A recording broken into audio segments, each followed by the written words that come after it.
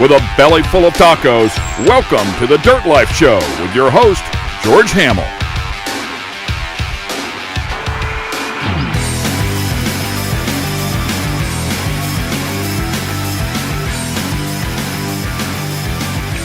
Yeah, welcome everybody to episode 150 of the Dirt Life Show. We have an awesome show for you guys tonight.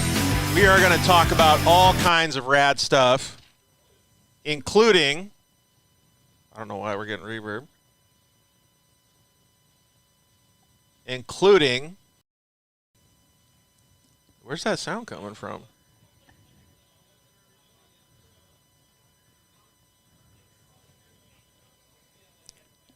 Including, let me see if this is going to be able to work here.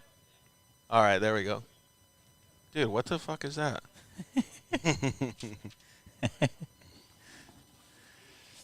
Can you guys hear it too? I can, yeah. Yeah, I can hear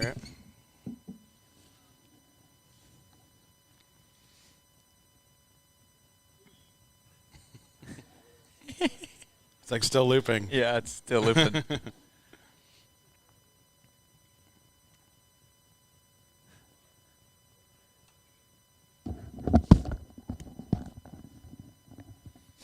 All right. Let us know if you guys can hear us real quick. And let us know if you guys can hear us. Are they saying they can hear us over there? Or they can't hear anything? Oh, okay. Yeah, just let us know if you guys can hear us real quick. Episode 150 of the Dirt Life Show. Hopefully it'll go smoother than it just initially did with that reverb. Yeah, they said they can hear us. Okay, cool. We're good to go. All right. Well, thank you guys very much for joining us. We have a KOH recap, or excuse me, a KOH pre-show. We are at Vision Canopies. Thank you very much, Kyle Ahrensberg, for having us. We really appreciate it, dude. We got all kinds of fun stuff happening. We got some guests over here eating tacos. We got Doug Mittag sitting over here. What's up, dude? How's it going, buddy? Dude, it's going good, man. You ready for KOH? Think so.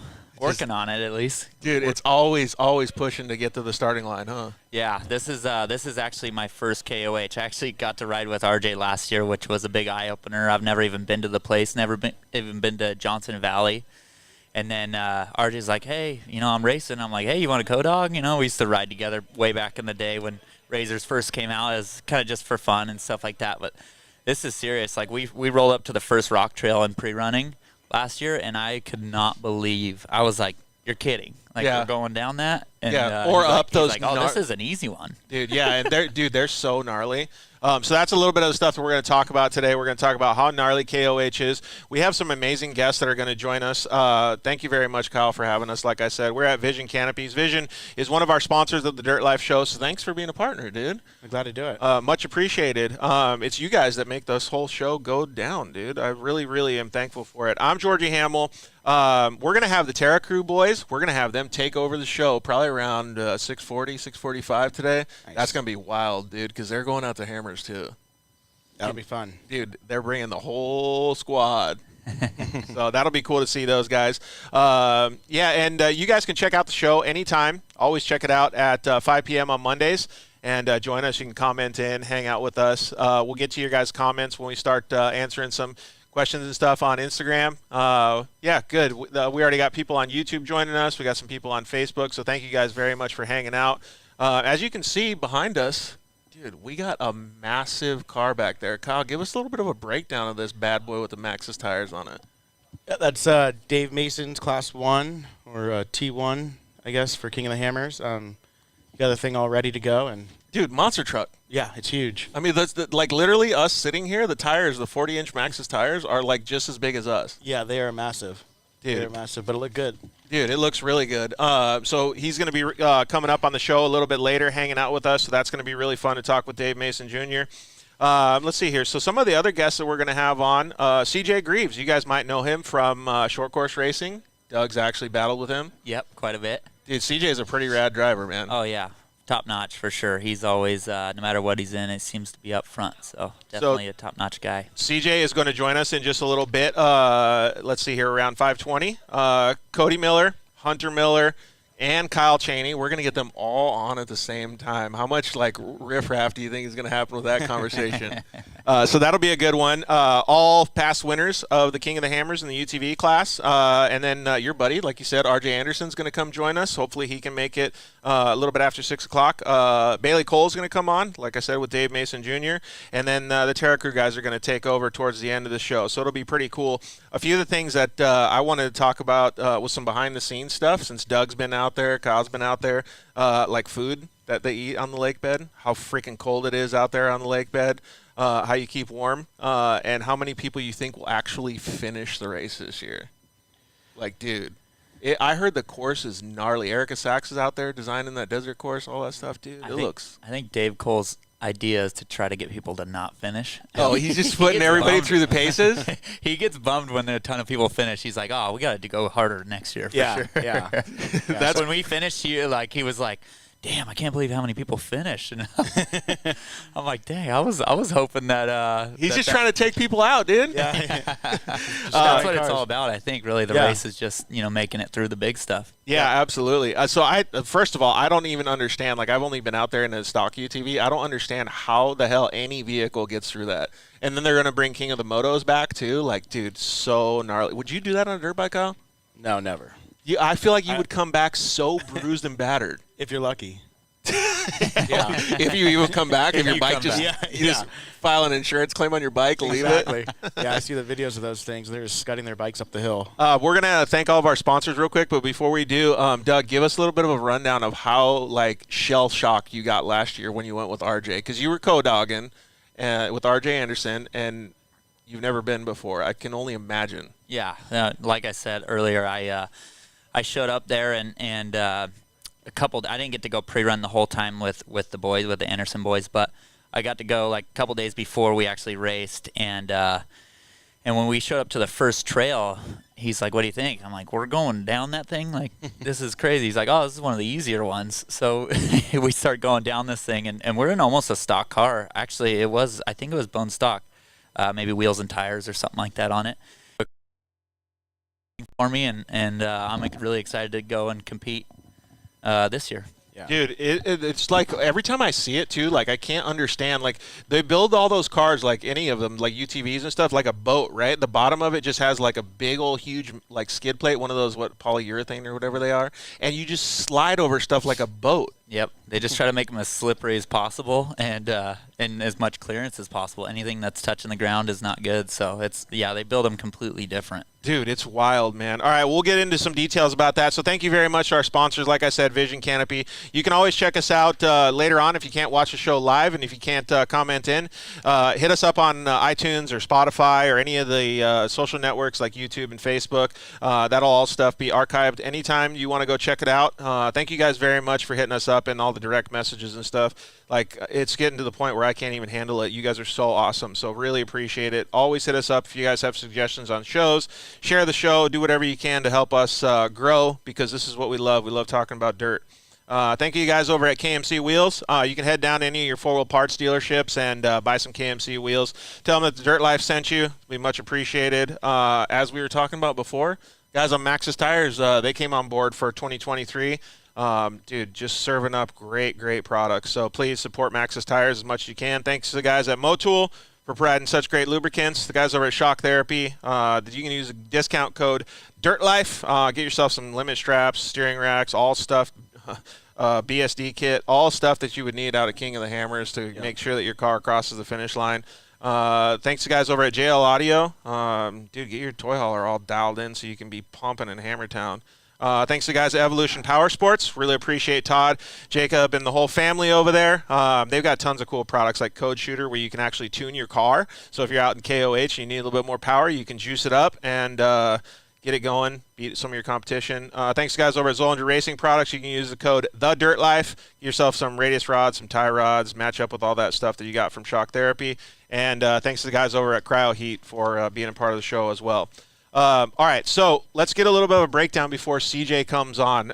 King of the Hammers is one of, if not the biggest off-road race in the United States lately. It's basically like a 2-week event now because there's so many things.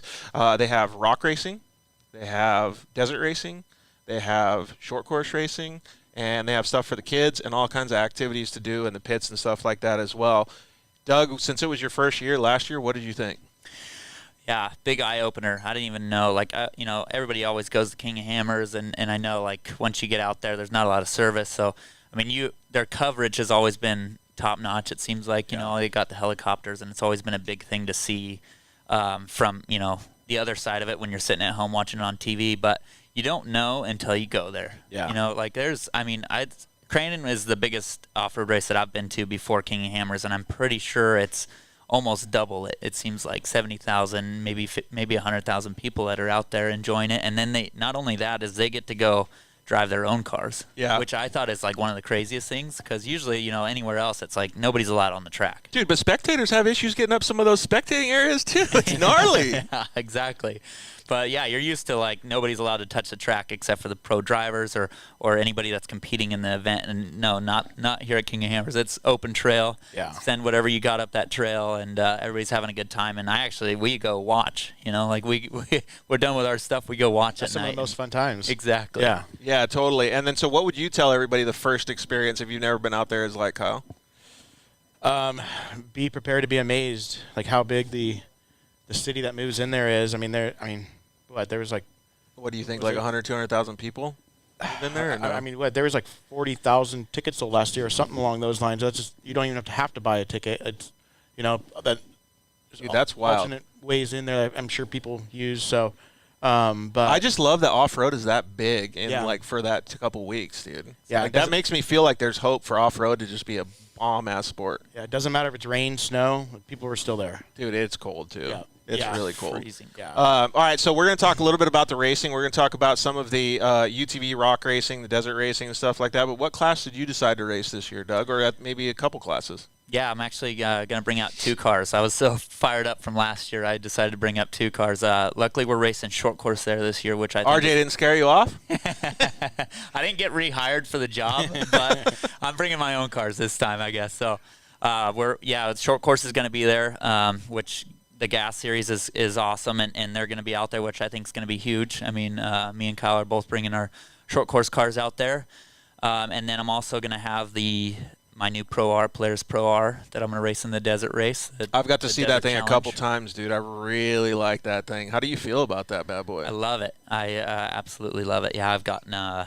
multiple inquiries for building them for other people and stuff Really? like that. Yeah, I'm working on my 3rd one right now. So, no way. Yeah, so dude, that's so cool. it's taken off for me, which has been really fun and like a new thing for me. And the whole desert racing thing, I've grown up driving in the desert and stuff, but desert racing is a whole nother story with the logistics. And I ask all my friends for help. Kyle, I ask for help all the time on how he does stuff, and RJ and my buddy Carson Wardemont, they've all been racing desert for a while now. So just the logistics and pre-running and all the ways that you do things is completely different than short course. So I'm learning a lot, and I'm having a ton of fun with it. Dude, it's so cool. And plus, it's just like use a lot of the same skill sets, right? But I feel like anybody that's really good at short course can move into the desert and use all of those same skill sets. Like, I feel like it's so rad. Yeah, for sure. No, like short course, you got 15 minutes to drive your best.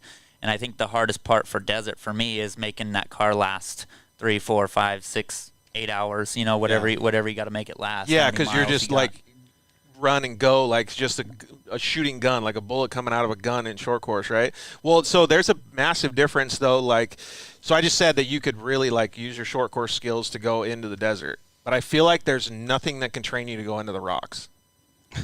Like, except for experience, right? Yeah, pretty much. And maybe some 40-inch tires. Yeah, exactly. What's the plan for you then, Kyle? Gonna bring out 2 cars. Got the Desert UTV. Gonna bring out, and then bring out the Short Course Pro Turbo UTV. Yeah, I think it's cool that they're doing all that stuff, having short course integrated. So the Great American Short Course is going to be part of it. You're going to have the Desert Racing, Best in the Desert is also going to be part of it. So those sanctioning bodies are starting to work together, which is really, really cool. Yeah. The Mint 400 and the Martelli brothers are going to have a Triple Crown that's involved with this stuff. It's just, I love that everybody's starting to work together to help build the sport. Yeah, and it really shows. I mean, the amount of entries that they have. I heard somewhere it's like 800 or something like that. Really? something like that. It was up there, and I think that was a few days ago. So And that's for the total amount of entries in the whole event? Yeah, but with Best in Desert on board, Martelli Brothers on board, King of the Hammers working with them. I mean, it's just that's so funneling cool. all into one really good event. Yeah, that's going to be so sick, dude. And then so you're going to race the Pro too. Do you know how many guys are going to be in that class, or do you have any idea? I don't know exactly. I know. Where are they even going to put the track? A couple weeks ago, it was like 8 to 10 people, I believe, in Pro 2. That's good. But yeah, they're going to use the normal short course track, but then they added it, and I talked to Lee Perfect, and he says he's almost, I think, 9/10 of a mile. Yep. No way. Yeah, so they got it all in there. And does that mean you got to have a different setup?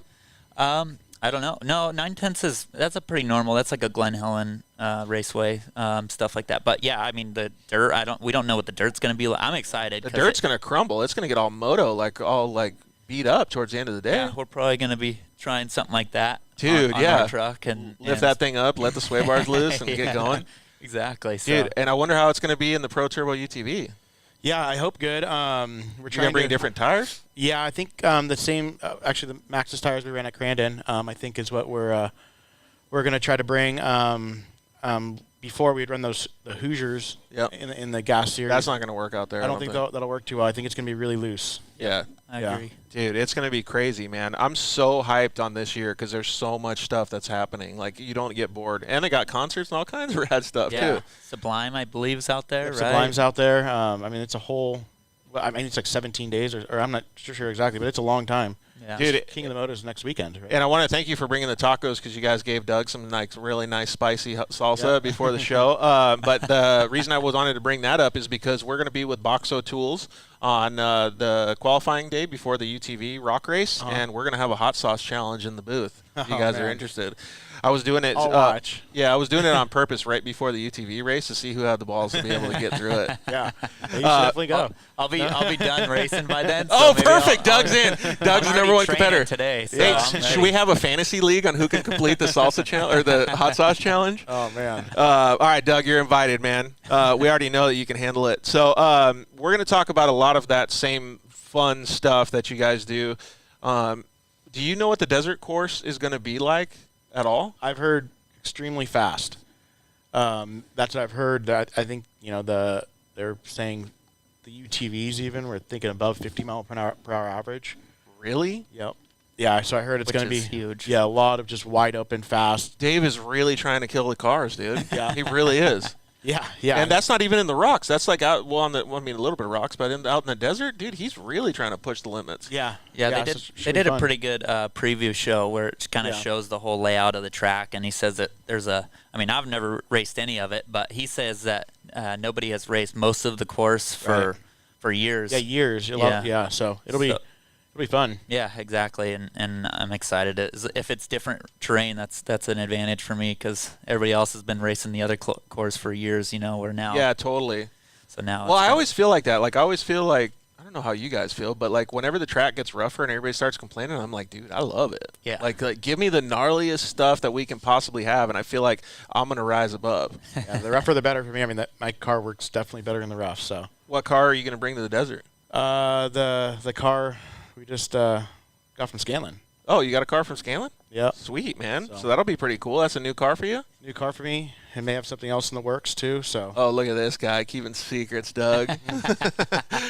All right, so yeah, it'll be pretty cool to be able to see all that stuff. I really think it's going to be a good event this year. I think there's a lot of hype, and I think that everybody just wants to get back to just having a good time racing. What do you guys usually do in the off time when you're not racing out there? Because it's a lot of time spent out there on the lake bed. Try to stay warm. Yeah. Yeah. Hopefully it's not snowing. Yeah. I mean, working on the pre-runners if they're if you have issues with them and just staying warm. Getting the race cars, kind of tinkering with them or whatever. Yeah, getting them dialed in. Yeah, the pre-running's nice. Being able to have the ability to do that. The pre-running is going to be pretty crucial, man. Yeah. Has there been a lot of guys that are out there already putting in the miles and the work? They don't open pre-running for the desert race until Thursday at like noon. Yeah, the second, right? Yep. Yeah. Exactly. And I think they do that because a lot of it's on military land. Yeah. So you can't actually go out there and kind of pre-run the course. I think you'd get in trouble. And and it kind of makes it more fair, so people aren't just spending tons of money, spending weeks out there getting a course. Yeah, it'll be fun. It'll be a big, a day and a half, a very concentrated pre-running, that's for sure. Yeah, getting a massive advantage over there. Yeah. Well, so we have our first guest of the night, CJ Greaves, on. What's up, CJ? How are you, man? What's going on, fellas? Dude, we're just talking KOH, man, and you're already used to the cold, so you've got an advantage right there. They always say, like, Eli Tomac, since he, trains in the high elevation. Well, you train in the cold, so you already got an advantage against all of us SoCal boys. I mean, I'm pretty jealous when they're sitting there in shorts. I just walked in and tuned in. I'm like, man, sitting in shorts. It's pretty chilly here. I think like it's 60. Dude, our guy Kyle's got flip-flops on right here. And board shorts. But I got a jacket. Oh, man. We were at a high of, I think, 18 today. Still solid. Scorcher. Dude, no way. I wouldn't be able to deal with that, man. That's crazy. Hey, so I had a couple questions that I wanted to know, and some of it's behind the scenes and some of it's about the rocks, but you've been racing short course for a really long time. You've tried different types of racing. I even seen you racing on the ice with spikes in your tires, but how does it all differ? Because I feel like it's a completely different game when you get out in the rocks. Like, it's just gnarly. Yeah, it's a whole new learning experience, I think, more than anything. And what people don't, I don't think, understand about it is a lot of the times you're using the rocks for your advantage. You're using other rocks to gain clearance to get over other rocks. And I'm sure Doug learned a ton last year riding along with RJ. The rocks that you think you're supposed to be going around, a lot of the times are the ones that you're supposed to be using to get you up the shelf or over a certain rock, or using a big rock to get the car to pivot correctly, or even just knowing which rocks are big enough that when you're trying to get around a corner, you can hook a tire on it and just let it pull the car around. I think that's some of the most exciting part of it, and just learning to try it all, and the amount of grip that's there is crazy. Dude, that's wild to think. Like, how does that feel when you're, like, literally using the skid plate to pivot the car over a rock? Like, and you use the tires to give you traction to turn the car, or what? Yeah, actually, one of the craziest sections to me, I forget the name of it. I was a terrible co-pilot. RJ's like, we got to go pre-run this section. And I'm like, what? Which one's that? But anyways, one of the, CJ will probably know, but almost everybody had to do it. You actually came to this rock, and you had to, like, put your door against it and drive around it to like set yourself down free. Like, if you did it any other way, you're going to crash. Like, you had to basically commit to destroying your passenger side door. Really? Yeah. So, CJ, did you ever see any of that stuff? Because, like, dude, I don't even know what I would do. Like, most people, let's say like a UTV enthusiast would see that rock and be like, yeah, I'm turning around. We're out. There's a lot of sections that are like that, really. Coming up, Outer Limits, there's one spot that you got to use, like, the wall, and there's a huge rock, and you basically just drag the one side. And then I think one of my favorite parts at KOH, which unfortunately they're not using it this year, called Cougar Buttes, is like there's an entry and an exit, and there's like some cones set up, and you just got to figure out your way through. And last year they had us go, like, straight up. You went down into the bottom of a wash, and you just had to go straight up this rock. And when you're pre-running or coming up to it, you're like, there's no way we're going to drive up that. We're going to flip right over. And you literally just drove up to it, and it was like you're on train tracks. Just pulled you right up, no problem. Really? Yeah, that section was gnarly. RJ accidentally flipped the four-wheel drive switch off entering Cougar Buttes, and we were, like, having a hard time compared to two-wheel drive?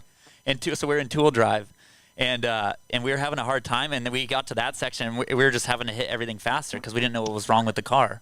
And so we had to hit that thing, like, at speed, and it, like, popped the nose up, and we, like, wheelied up it. It was so gnarly. Dang, dude, did you get any video of that? That would be sick. I think we have in-car facing us. Dude, just, like, did you feel like you were going to loop out? Yeah, I was just like, we're like, what the hell? And then the four-wheel drive switch was so close to his steering wheel that he accidentally clipped it. So the whole time we're, like, making sure it's up and stuff. Dude, hopefully he moved it this year.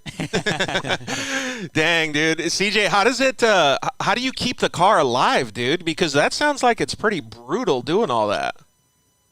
Yeah, I think that's one of the biggest things of King of the Hammers is, like, what's that like, equalness?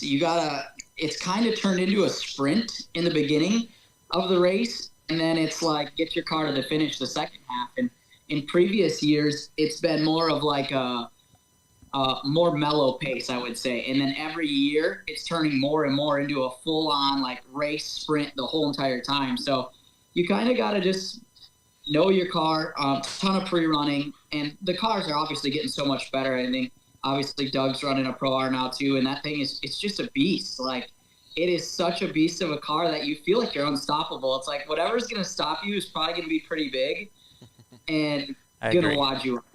Yeah, that's going to wad you up. Like, that's actually a good confidence. That's a good point to bring up, because like more power doesn't always equal better performance, but like that's it's beefier. What car are you bringing? I'm running a Pro R this year, and then my dad is running my Turbo R. Dude, the big dog's bringing the heat. So your dad's gonna race with you, huh? Nope, he's running a Turbo R in mod class, the same car that I ran last year. Oh yeah, what classes are they then? There's stock again this year, and then Pro Mod, Pro Open, and then just UTV Unlimited. But the big discrepancy right now is this is the first year ever that the course isn't the same for all 4 classes. They're allowing Pro Stock to do every stock bypass, and Pro Mod and Pro Open and Unlimited have to go up all the trails. Dang, I wonder if some of those stock cars are going to pass some of the mod cars then. I don't know, but me and RJ did not get the easy way out last year. Why didn't they make up this rule last year? Right. Yeah, they won stock last year, and I think you guys were in a Pro XP, weren't you? Yeah. Dude, that's wild. And now this is the first year that they changed it, and I know a bunch of Kyle and Hunter and all them that are going to be on here afterwards. They're all running stock this year. That's something that Can-Am wanted them to do, just trying to get into that stock market, I would guess. But and now the overall has changed. How do you race for an overall when only 3 of the classes are doing one course and one class is doing a different course, and they get to use bypasses? So it's going to be interesting. Right. Dude, that will be wild. Are there any extra bonuses for the overall? No. Dude, there's an overall trophy, and that's it. So I don't know how they're going to go about it. Maybe stock won't be eligible for the overall. I don't know. Dude, that's going to be wild, though. I feel like a bunch of the guys in the stock class are just going to be gunning to pass as many unlimited truck or cars as possible. Oh, yeah, for sure. Dude, that's going to be fun. All right, so who do you have co-driving with you, CJ? I have my mechanic, Devin. He works on my Pro 4. He's been my co-rider since I started at KOH. So okay, so if he gets sick or anything, Doug just said that RJ kicked him out, so Doug's got an open ticket for. He can get in there. I don't know if I'd recommend myself, but I'm here. You guys had some fun last year when you were in the car, didn't you? Oh yeah, we had a blast for sure. Dude, we'll have to talk with RJ a little bit about it and see what he says, what kind of stuff you can expand on your skill set and what you did good as well. Exactly. That's what the whole time I was just like, dude, we weren't even supposed to be racing a week ago, so let's just have some fun in this thing. So, CJ, what kind of this is one of the questions that I really, really wanted to get an answer. You guys are far away, but everybody has to put in amount of prep work to be able to get ready for the race. And to me, it's different because the only real UTV racing that I've done is a minimal short course stuff and obviously a little bit of desert racing too. But it's totally different, right? How do you guys even prepare for the event? Really, I mean, knowing friends of friends. I think Doug was saying earlier too, Carson Warnemont and I grew up for quite a few years, and he's getting really good in a desert car, and just knowing a lot of people in the industry helps, and going there year after year. I think that's one of the biggest things with King of the Hammers is it's not necessarily about how much you practice. I mean, obviously success starts on your prep in the shop, right? You always got to make sure that your stuff's ready to go. But other than that, like King of the Hammers, it changes every weekend. You can go there one day and pre-run, and that night some dudes in a Jeep can hook their big winch up and pull a rock right down in the middle of the trail. Now the trail can change completely. So just going there year after year is the only true way to learn like the ins and outs of King of the Hammers and Johnson Valley, and learning their lingo. Their lingo is 10 years deep of trying to figure out when they're saying go to this trail and go to that and do this, and you're like, I have no idea what you're talking about or where I'm supposed to go or what I'm supposed to do. Tuck's probably right there. They're like, yeah, go over here to Gorilla Rock and you'll find Chocolate Thunder that leads to Jack North with the bypass over here to Spooner. And it's like, dude, I don't know what you're talking about. Like, I don't know. Yeah, I always got so confused with that too, because like last year we were just cruising around, like checking out the scenes. Like everybody's, yeah, meet us over here at whatever, and I'm like, okay, how do you get there? And they're just like, yeah, same thing that CJ said. And I'm like, so there's not like a track like motocross? Like, are they watering this or what's going on? Yeah, exactly. Interesting to see how they came up with those names. I guess that brings a whole nother level of like, I don't know, a layer of complexity to the event, which is pretty cool. Yeah, absolutely. And everyone there is super willing to help you and fun and will more than happily point you in the right direction. Whether it's going to get you there or not is a different story, but they'll tell you if you go over this mountain to the bottom of that one, over here by this, that's where you'll find the entry, and this is what that trail's called. Yeah, actually, that's a good point to bring up, though, that CJ talks about is, like, really everybody is there to help you. I think it was a year ago or 2 years ago, Sarah Price actually took some parts off of her Polaris Razor to help somebody else, I forgot, actually cross the finish line. I think Jesse Nelson and Tristan Twisselman did that. Like, have you ever experienced anything like that, CJ? Luckily, we've been one or the other. We've either had a really good race and got to the line and where it was out of majority of that. I think a lot of that comes further back in the field in the rock sections. If you get caught up in there's 100 and some UTVs. You get one guy that messes up and blocks the trail, it's 15, 20 deep in no time, and everyone's there to help each other get through. And, yeah, there's days that your co-driver's out helping other guys get up the trail. We were at Jack last year, and there's some people stuck in front of us, and he's out there shoveling rocks for them just to help them get through so that we can get through. So it's all really fun. Honestly, KOH is one of the most fun races I think I do all year. I look forward to it every year. I love going out there, getting to do a little bit of that desert racing stuff, not being able to do that back here, and then going into the rocks is just super intriguing every year. You learn a little bit more, and you get a little bit better at it, and you only get to do it once a year, so it just keeps you gnawing at the bit. Are you guys going to be out there the whole time for the whole event, or when are you guys going to come out?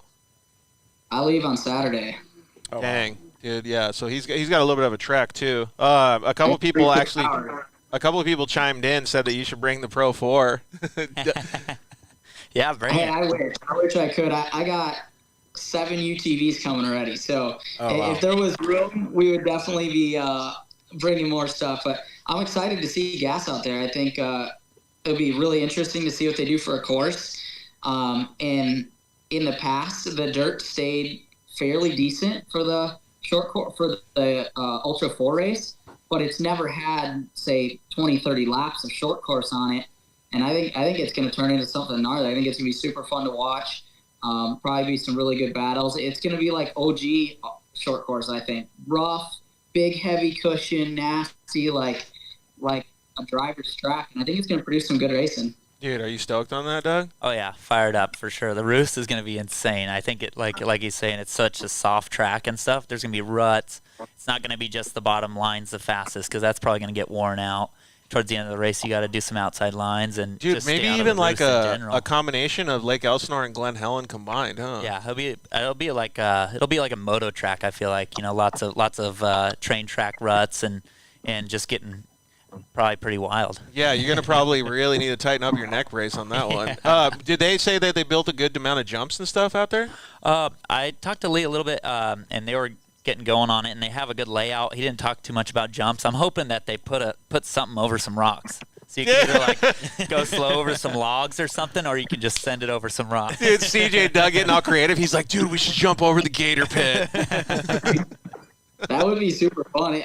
It's King of the Hammers. Why not? Why not mix it up? I mean, the obviously a short course car isn't built to go hammer through the rocks, but if you're reasonable about it, there's no reason that you shouldn't be able to add something like that. I mean, that's what everyone comes there to see, and mix it up. I mean, short course has had such of almost like you have to have this style of track with this dirt and this many jumps, and it's unfortunate that it's kind of went along the lines of that lately, where previous years, you go back to like Torque days where they were running at Redbud on motocross tracks, and you're going in between trees, and it's sandy and rough, and over the tunnel jumps there. And I think the tracks were a little more gnarly and almost more fun to drive. I'm not saying that they're not fun now, but they're just, you almost know what to expect now almost everywhere you go. Yeah. And I think it's just going to change that up. What do you think, Dougie? I agree. Dude, yeah, I agree. For sure. The tracks used to be like, they would deteriorate. You don't want a perfect track because then there's one line always, right? Exactly. So you want the track to go away, and who's going to be able to read it and change their line to make them faster? I feel like that makes off-road racing what it is. Well, yeah, you heard it straight from the horse's mouth right there. Dude, if they had Redbud again, I would definitely come out of retirement. That was fun. That was a fun track. Yeah, no questions asked. I would build a car in like a week. Oh, I'd have Doug build me a car in like a week. Dude, that would be so fun. Could you imagine racing? Could you imagine racing your guys' Pro 4s on a track like that? Oh, yeah. I was racing Pro Light when we raced the last year that they did Redbud, and there was a big old step up, and it was so much fun in a Pro Light. I can't imagine. Did you have the 4-cylinder? It wasn't like 8 cylinders just coming in right then? It was a V8 then. Yeah, it was a Dodge. Did you get to race that track, CJ? I did. Dougie, did you get to run the one in the back, or did you run the one up front in the parking lot on the right when you were coming up? I don't know. It was. Wasn't it part of the moto track? What? Wasn't it part of the moto track? Ours, like you came down. There was like it wasn't when they had the huge step up and there was that rained out race there and stuff. That was like the Traxxas days. I didn't race it then. It was like more toward later on. The last 2 years they did it, or was something like that. Right. So he ran it. They built one in the parking lot, and it was gnarly too. It got super sandy. It had a sweet step up in the back. Like you felt like that hill was forever long, just chugging up it, and there was a little step up on the back. But the original OG track was on the part of the motocross track, and you use like the tunnel jump after they do the whole shot. And anyway, so yeah, I remember watching that on TV. That one was gnarly for sure. Dude, they had a sand section, and that would be so cool to go through. Well, yeah, I guess, I mean, like, all of those are good ideas. I'm glad that you guys are bringing it up right now because that gives a lot of understanding of what possibilities are out there on the lake bed because you basically have a clean slate. Yeah, for sure. And hopefully they use it to their advantage and do something creative, do something different. I think one year at Chicago, they even gave us a Joker lap, and you got to stay on the oval for one lap, and I thought that was cool too. I think if there's a right way to do it and a good way to police it, that it's safe and you know who's doing it when, I think stuff like that is what would make sure course a little bit better. I mean, the world, everything's changing, right? Everything's evolving. The cars are getting better. The tires, obviously we're all on DOTs now. Like, there's a lot of different things that they could do to mix it up, and I feel like the series should evolve with it and get a little creative here and there. You don't have to do it at every single event, but if you're going to have one that's crazy and you want to do something new and fresh, keep it exciting. Throw a Joker lap in there. Do something that allows the drivers to kind of separate each other and have like a plan and a strategy to it of like, all right, I'm a little bit quicker than this guy.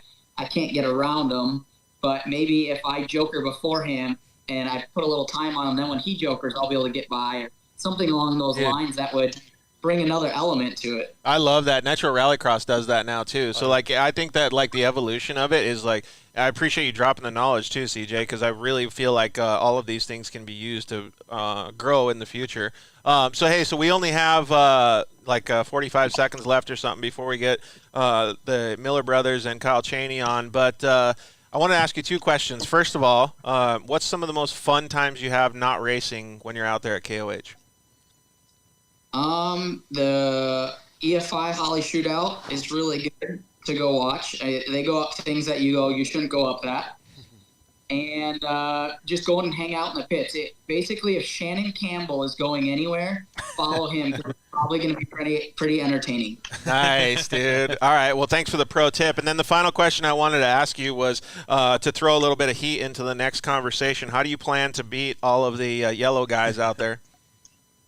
Well, just put in the work, man. Our car's getting better and better. Last year, I felt like we had a pretty good car, but we got the car about 3 weeks before the race. And now I've had a full season with Polaris, and we've grown a lot, and between the race department and everyone involved, we've been able to make big strides. So hopefully we can get under their skin a little bit and get them ruffled. They've been just ironed out for the last couple of years. They've had great cars. They've been running the same cars from the beginning, so they knew exactly what they had to do, and they were able to go out there and just fine-tune little things where a lot of us were building new cars and going out there and doing it for the first time year after year, trying to get to that point. So hopefully we got stuff ironed out a little bit more. Every year we're getting better. These Polaris Pro Rs are pretty incredible, and I just can't wait to get out there and get some time out on the lake bed and have fun with it. Yeah, dude, I agree that the evolution is still growing. What tires are you using? I'll be on Roxillas there. Dude, the big ones? Like, can you tell us how big they are or no? 35s. You can only run a 35 unless you're running unlimited maybe. Or I think they were Maxxis made a 37 that they're testing for a while, and they were going to run them in 4400 on their cars. Dude, but I don't know that ever they were lost in transit or having problems with them. Dude, that's wild. Dude, can you guys think about how big UTVs with 37-inch tires? Well, so imagine what was it 5-6 years ago, what everyone was running. I mean, it's like going to 32-inch tire was a big deal. Yeah. Or what did the Rhino come with? 24s or 26s or something. Yeah, and we're talking about 37s. Yeah, dude, that is just so crazy. Right? Runs. Bigger than our pro truck. Bigger than short course truck. Yeah. What are you guys running on the short course trucks? 35s. 35. Yep. Dude, that is so wild, man. All right. So I really appreciate you coming on, CJ, hanging out with us. I know it's late over there. Can't wait to see you out on the lake bed, homie. Yeah. See you guys later. Good luck, man. Thanks. Both see you later, dude. Rad to see CJ putting in all the work to be able to do all that stuff, man. It takes a lot of effort just to get out to the lake bed. Even if you live in Southern California, and he's doing it from halfway across the country. Yeah, and then with all the weather they have out there right now too. Yeah, they work hard. Yeah, those two, him and his dad. All year they're working on race car stuff. So yeah, totally. Well, it's not like you guys don't work hard either, but yeah, it's cool to see, right? Like you can respect that workload and that work ethic because you can see when the results do pay off how meaningful it is because you want to be up there as well, right? Yeah, exactly. All right, we're going to talk with Hunter Miller, Kyle Chaney, and Cody Miller in just a little bit here. So you guys are more than welcome to jump on, just join the chat and hang out with us a little bit, and we'll get you guys on here hanging out. Let's see.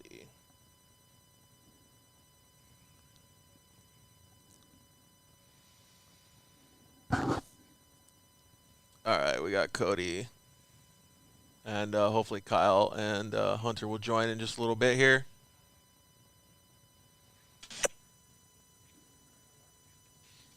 What's up, boys? How are you guys doing? Good. How you doing? Good, man. So, where are you guys at? The shop, getting ready? Yeah. We're still sitting down here grinding. Dude, yeah, you guys got all kinds of stuff. Hey, so CJ Greaves gave us a little bit of understanding of what you guys are going to do and what class you guys are going to race this year. Give us a little bit of a understanding of what cars you're building, who you're taking out there, the whole program.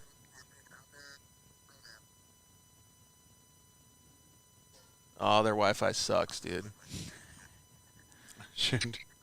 All right, Hunter, we can't hear you. All right, we got Kyle Chaney on. What's up, Kyle Chaney? Winner, chicken dinner. What's up, man? How are you? Can you guys hear me? Yeah, we can hear you good. The Miller brothers are already slacking on their Wi-Fi, dude. Yeah, Hunter's bald, I think. Oh, you think that's affecting the Wi-Fi? It is, yeah. His head's dome affecting Wi-Fi. All right, so the trash talk is already starting with the Can-Am boys before you get out on the lake bed. How's prep been going, dude? Oh, I've just been after a deer.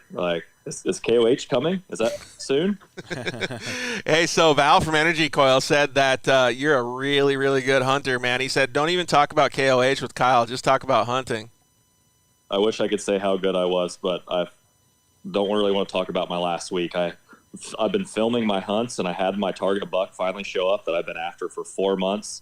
And I went to shoot over my camera arm, and my bow hit my camera arm when I shot, and my bow exploded into pieces. And the deer came back, and I had to watch him for 30 minutes, 20 yards from me. and I had nothing to shoot him with. I thought about throwing an arrow at him at one point. I'm like, I didn't know what to do.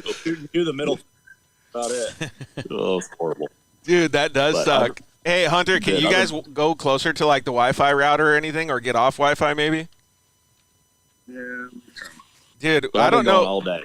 Yeah, maybe it's your phone because are we on Cody's phone? Because your phone sucked last time, Hunter. But all right. It's my phone, but there. Now we can hear you good now. It's because You you're can hear me good now? Yeah, I guess maybe you were covering it with your phone, with your hand or something. Oh, okay. Yeah, no worries. All This is for right. Nintendo. So, Kyle, you came home victorious last year, man. What's the plan for this year? I actually been back out there. I've left my some pre-runners out there, and I actually was out there one time. Doug was out there, but I've been out there about 4 times testing and just trying to get everything ready for this year. Because last year I spent all my time like testing when I was out there, and I should have been pre-running. So now I should have all my testing done, and now I can pre-run. Dude, out there. that sounds like a lot of time on the lake bed. You guys been out there a lot too, right? Did you guys bring your pets as well, Cody and Hunter? Oh, we've been out there so many times this year already that we've already tested. We've already pre-ran. Once we get there, we're just going to party pretty much the entire time. Well, shoot, I'm already partying now. There we go. Get the Twisted Teas on board. Yep. I like the lights. I'm into the light ones now. They're really what? good. I didn't even know they made those. Dude, they're so good. They're badass. The light ones are way better than the regular ones. So only like 6 grams of sugar, and you can just pound a case. Dude, I love the training that you guys are doing, man. You guys are really, really like going next level with 12-ounce this. curls. Yeah, 12-ounce girls. Is that what you're talking about? Yeah. You guys are really getting next level with your guys' KOH training. Honestly, it's easier here, and we're just excited to be ready this time. I think the it's Millers have had their cars done for like 6 months. my cars aren't even put together yet. Like, look at these things. Like Millers have had their cars done for literally like half the year. Like, we'll still be putting mine together like the morning of the race. Everything is still haphazard. I barely got the graphics on them.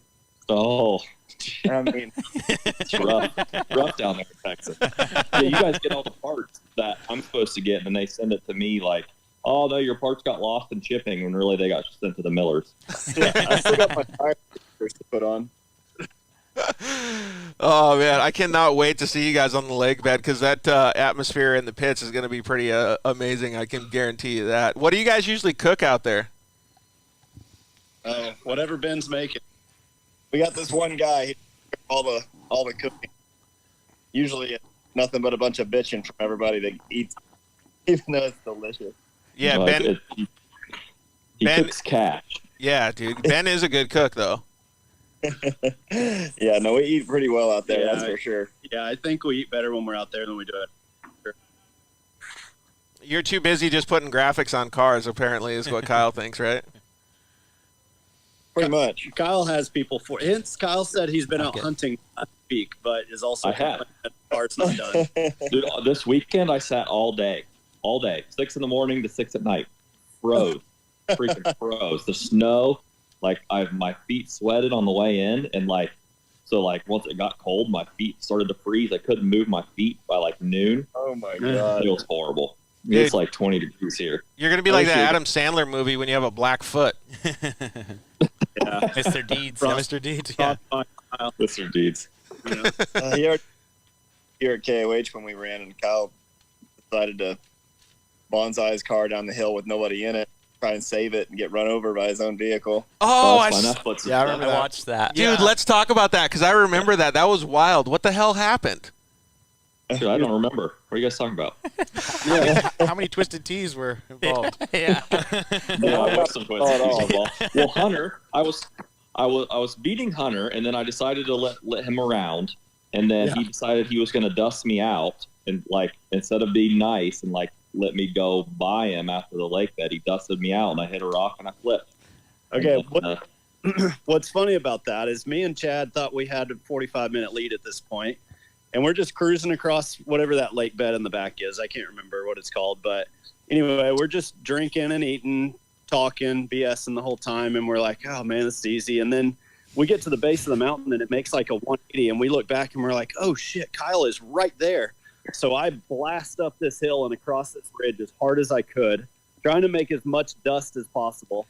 And we get to the end of it, and I was like, there's no way Kyle followed us through there. And I think Aftershock was the next trail we came to, like 2 minutes later. And we just pull a bozo move and wedge ourselves between two rocks. And I am straight Austin Powers for like literally 5 minutes trying to get out of there. But Kyle never came. We get over to pit 2 and get gas and still no Kyle. I said, hey, before I get out of radio shot, let me know if Kyle comes. And he never did. So I didn't hear what happened until the very end. Nice friend you are. Yeah. Yeah, didn't you you broke your hand, but you still finished, right? Didn't you? I broke my foot, my right foot. Oh, shit. Oh, Yeah. damn. Like, Yeah, I still have like barely any feeling in it. oh, so it doesn't day. matter if your feet get cold then. No, it really doesn't. It's just just annoying. Dude, and now I can only imagine the pranks that are going to happen inside the pits in your guys' Can-Am pit. Like, since Kyle is going to be Mr. Deeds now, everybody's going to come up behind him and be all sneaky, sneaky. Oh, you can't sneak up on me. Oh, I forgot. I always watch my six. Somebody's going to come on the table, light his shoes on fire. When he passes out from drinking too many Twisted Teas at the campfire. So that's every night. So No. I can't wait to see you guys out there, man. What do you guys usually do, like leading up to the race? Because I've seen a little bit of the prep and the things that you guys do out there. But like, what's the seriousness? Like, if I'm gonna go out to KOH, what advice are you giving me? Are you giving me like what CJ said to just get as many miles in as you can, figure out where you're at, get a lay of the land? Like, what is it? yeah, definitely. If you've never been out there before, that's the most important thing, is to just figure out where you're going. It's going to be our 4th year, and I really still don't know where we're going.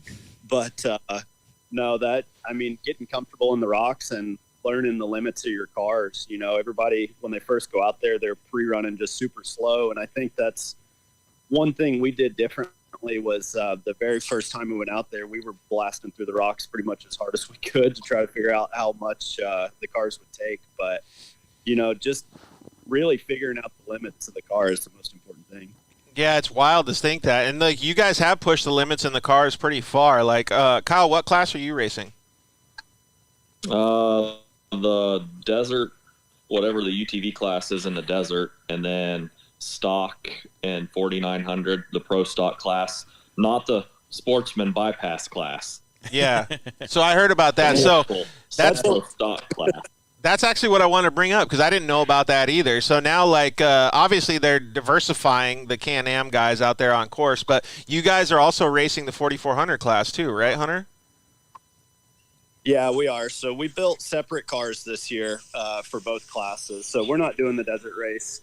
That's a little too much in one weekend, but we basically built our pro stock cars, which are 100% stock chassis. We didn't cut a single thing out of them. All we did was weld in some gusset, of course, build a safety. That's all welded. Man, they're very, very stock. So this is what we'll race in the UTV race. And then for the 4400 race, we built a little more purpose-built race cars for these. Bigger tires, obviously. We put bump stops on them. Move fuel cell and stuff, move some things around, and just they're a lot more of a race car than what we're doing in the stock class. What tires are on those? We're going to call them unlimited cars or 4400 cars. What tires are you running on those bad boys? They're Maxxis Rockzillas. Oh, dude, are they those 37s or whatever? No, I've got the 37s here. We tested them, but the problem was coming up with wheel. We just weren't going to have any ready in time. We ended up making our own and went out there and tacoed those things pretty quick. We built them a little light, and it was just too close a call to make sure we had everything we needed to run them. So we figured we're just going to stick with what we know and use 35s again this year. I mean, it works really well. It's still a big tire. Yeah, it's crazy, right? Yeah, I'd like to welcome Todd Zaccone to the show, too. Evolution Power Sports, big power guy. It's probably good to see some of these Can-Am guys on the show with us, huh, Todd? That's right. How's it going? What's up, Todd? How's it going, guys? Good.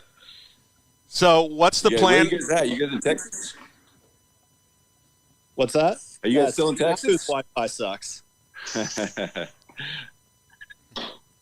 What's What'd you say, George? What's the plan for you guys? Are you guys heading out to the lake bed too? Yes, we are.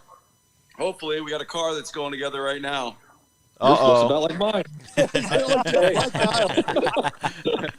You know me, Kyle. So maybe we should have a competition ahead of the race, like who can build their car the slowest, because you guys are all slacking so hard right now. Dude, we started my car in February. Get out of here. My car looks pretty similar, to be honest. Does it really? My race is before there, so. Oh, crap, dude. So how are you doing with yours, Kyle? I think both mine are done. Oh, look at here. We got a winner. Overachiever. I was supposed to race Parker, so. Oh, there you go. Yeah. Gotcha. So what's the plan for you guys, Todd? Well, getting this car together so we can race UTV Super Stock. So we'll be racing with you guys this year. Bringing the heat. And as Kyle called it, what do you call it, bypass class? Oh, no, he's talking about the desert race. Race. Yeah, so it'll be a little different. Yeah, that's not the same race that the Miller brothers are going to be in. That's going to be a cool race to see, though. That desert track, we were just talking about it with Doug over here, and he said that desert course looks like it's going to be pretty bitchin', Zod. Yeah, I've never raced it. I've been there with Kyle a bunch of times. I pre-run it, but never raced it. That's going to be pretty fun, man. I'm excited. Are you looking forward to it? Because we were just talking about the first timers out of KOH. It sounds like everybody's got a little bit of nerves. Yeah, I mean, we'll always have nerves right in the beginning, but no, I'm looking forward to it. It's been a dream of mine. I wanted to do it with Jacob, but unfortunately he got into a little bit of an accident, so he can't co-drive with me. But I've got another buddy of mine who's gonna passenger seat, so we'll be ready. Heck yeah, man. That's going to be rad. And then, so what kind of power are you allowed to do in the stock class, Hunter? I don't know that rule, to be honest with you. They have to be stock injector, stock ECU, stock turbo. So, I mean, this is an RR. I'll probably make 210, 215. That's still pretty good, though, man. Do you have to have a lot of horsepower to get over those rocks and stuff, Kyle, or can you do it pretty smooth with a mild car? I mean, the Can-Am only needs about half the power as a Polaris, to compete. This guy. Oh, sounds like Hunter's probably, and Cody, you can probably agree with that one, huh? I don't know if the Polarises can make enough power to get up the rocks, to be honest. But oh, we need CJ to come back on so he can defend himself. CJ proved it. They don't have enough power. Actually, I think Doug, at the beginning of the show, proved us all wrong because him and RJ were in two-wheel drive because they turned it off by themselves and didn't have four-wheel drive unknowingly and made it up some of those gnarly sections. Yeah, come on, guys. We're sitting on 32s and two-wheel drive, and we're keeping up with you guys. Spinning's winning. There we go. I love it, dude. We went pre-running.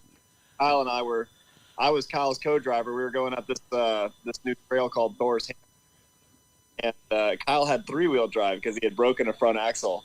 And I swear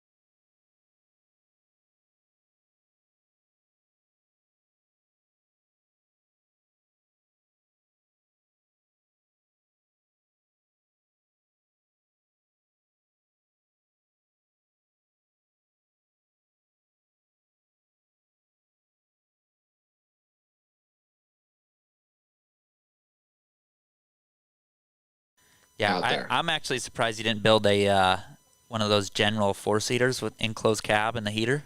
That's that's the only change I would have made this year, RJ. Yeah. That would be the move, dude. We would have just parked in Turkey Claw and watched everyone else if we were smart. Yeah. Dude, that would have been so crucial. Yep. Oh, man. So are you going to have a windshield and, like, get it all dialed in then? No, we didn't do that. I love it, dude. We don't run a loose program. I'm just telling everyone else to do that. I'm not doing it, but I'm telling everyone else that's what you should do. Oh, RJ's got a whole different focus here. I see what he's trying to do. He's making sure that he can dust people out and they can't see in their windshield, then he can just go flying past. Smart move. Smart move. Dude, yeah. I'm feeling it, RJ. I like your style, buddy. Yeah. I do, though. This year I upgraded. I got a Polaris Ranger with the cab and the heater and stuff for the night runs. So I'm dialed for Chocolate Thunder. I got you, dude. I just have to wait for the heater to warm up, and I got you. So it's going to be like an Uber. You're going to already have it all toasty inside for Doug? Oh, yeah. That is I think you're going to start seeing more and more of those because, like, it's got AC, it's got heat, so it doesn't matter the season. That thing's ready to rip. What car do we have right here behind us, Kyle? That's a Ranger, but not with all the interior goodies. Oh, so basically Doug's too bougie. He's not letting you pick him up. He's just having RJ pick him up. Yeah. But that Sorry, sounds Kyle, nice. I'm not riding with you. I need to put a cab on that one.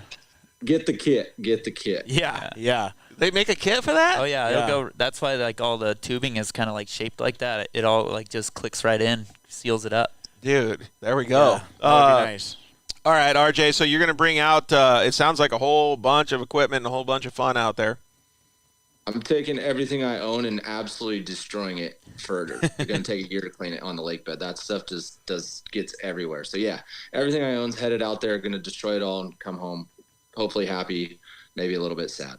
Dude, I think it's going to be fun, man. And I also, like, on a serious note, though, I also think it's rad that they're having all these different classes and stuff because it brings so much more versatility. I mean, like, you guys are saying, there's like 800 or 900 entries already? I heard like 8, I think it was around 800 or something like that. Can you believe that, RJ? 800 to 900 people? That's insane. Like, what event ever has 900 people? Like, is there even an event? The Olympics? Yeah.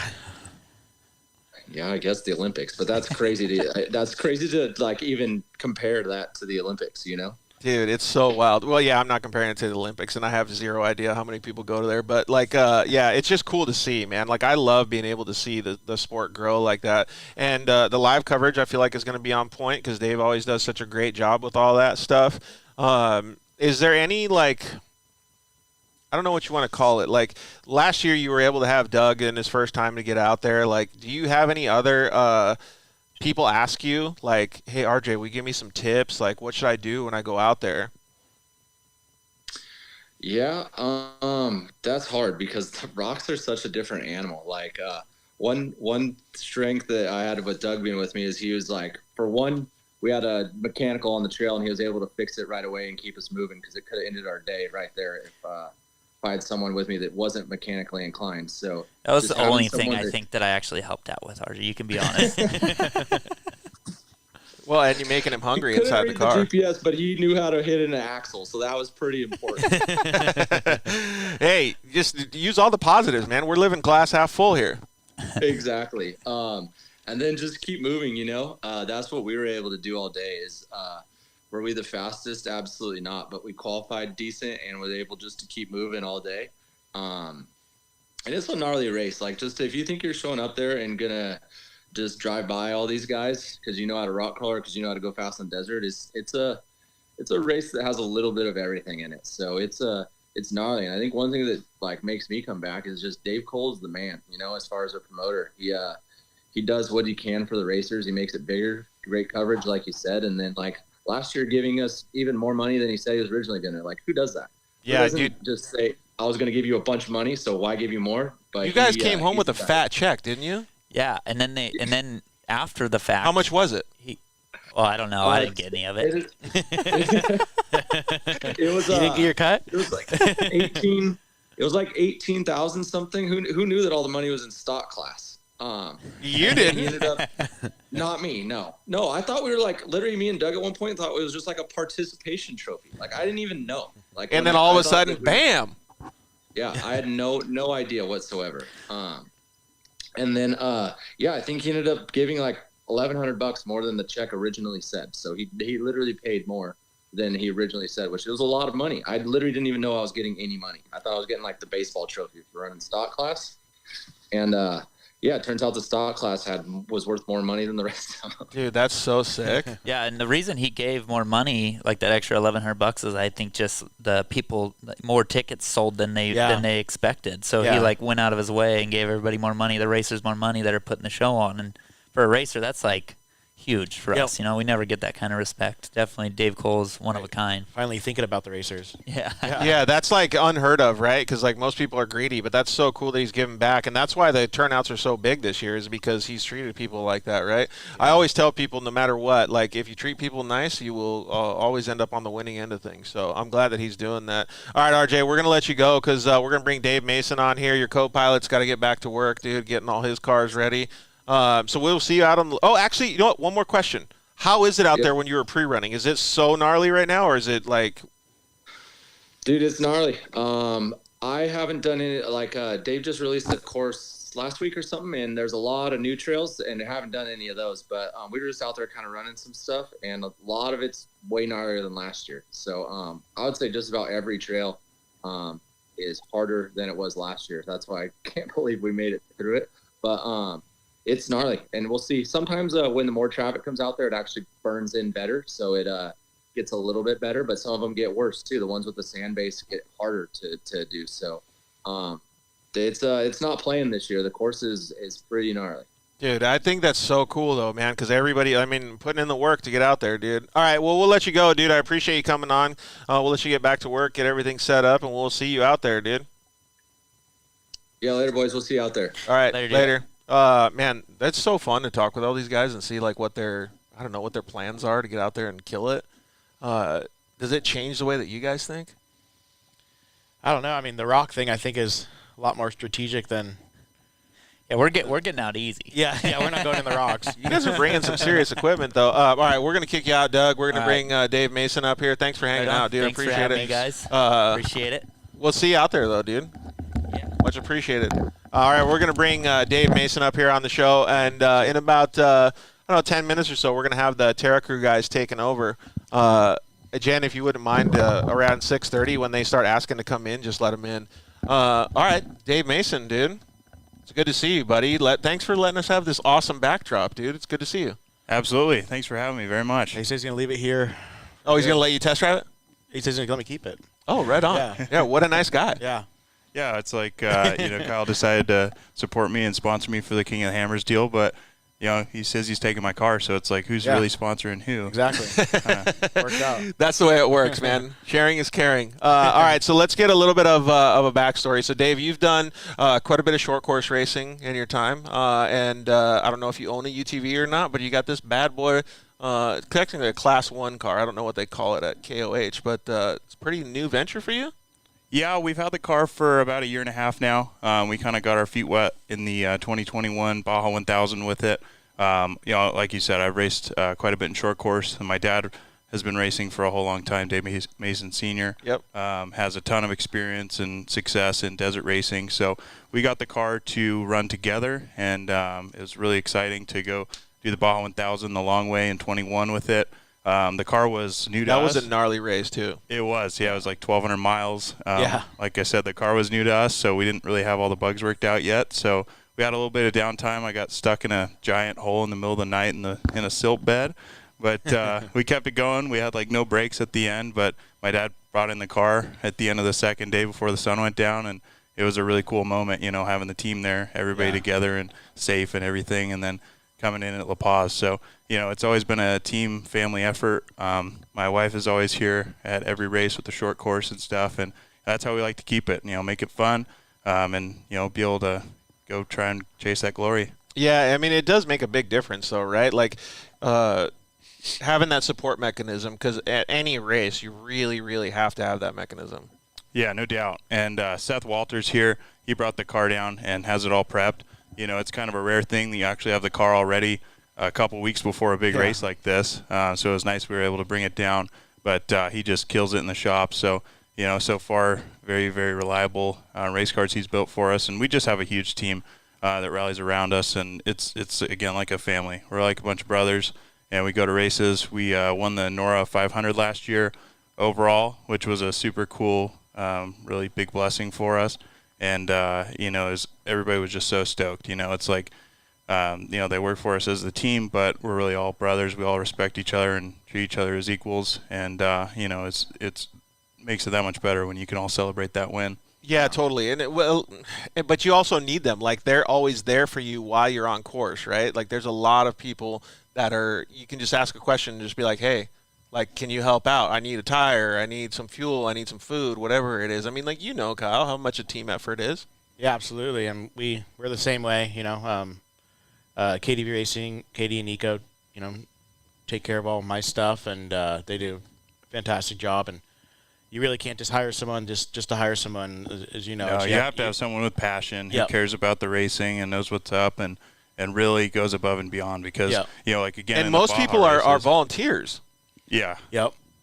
Yeah, but again, they have to have that passion because in that Baja 1000, it took us 30 hours to finish. Yeah. And we got 5th place in that race, but, everybody was going all the way down the peninsula nonstop.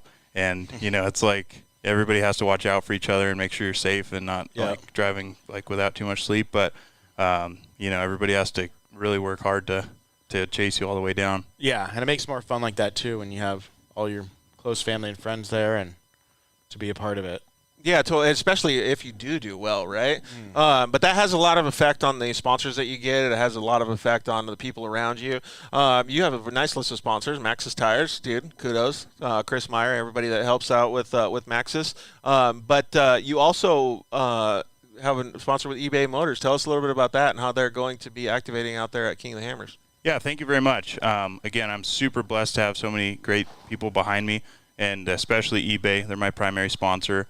And they just do a lot for us. This is going into my 5th year being supported by eBay Motors, and they've really made a push to support the grassroots type racing.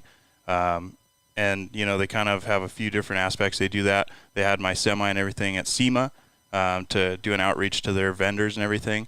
And then, at King of the Hammers, they're going to have my semi there with the huge 70-foot canopy, like a short course Dude, pit. that's awesome. And then they're doing activation there. They're giving away stuff. They're giving away a guy that does canopies? Yeah, exactly. That's in the business. So it's really cool. It's not like they just want to, come in and do a flash in the pan thing. They really want to make an impact in the sport.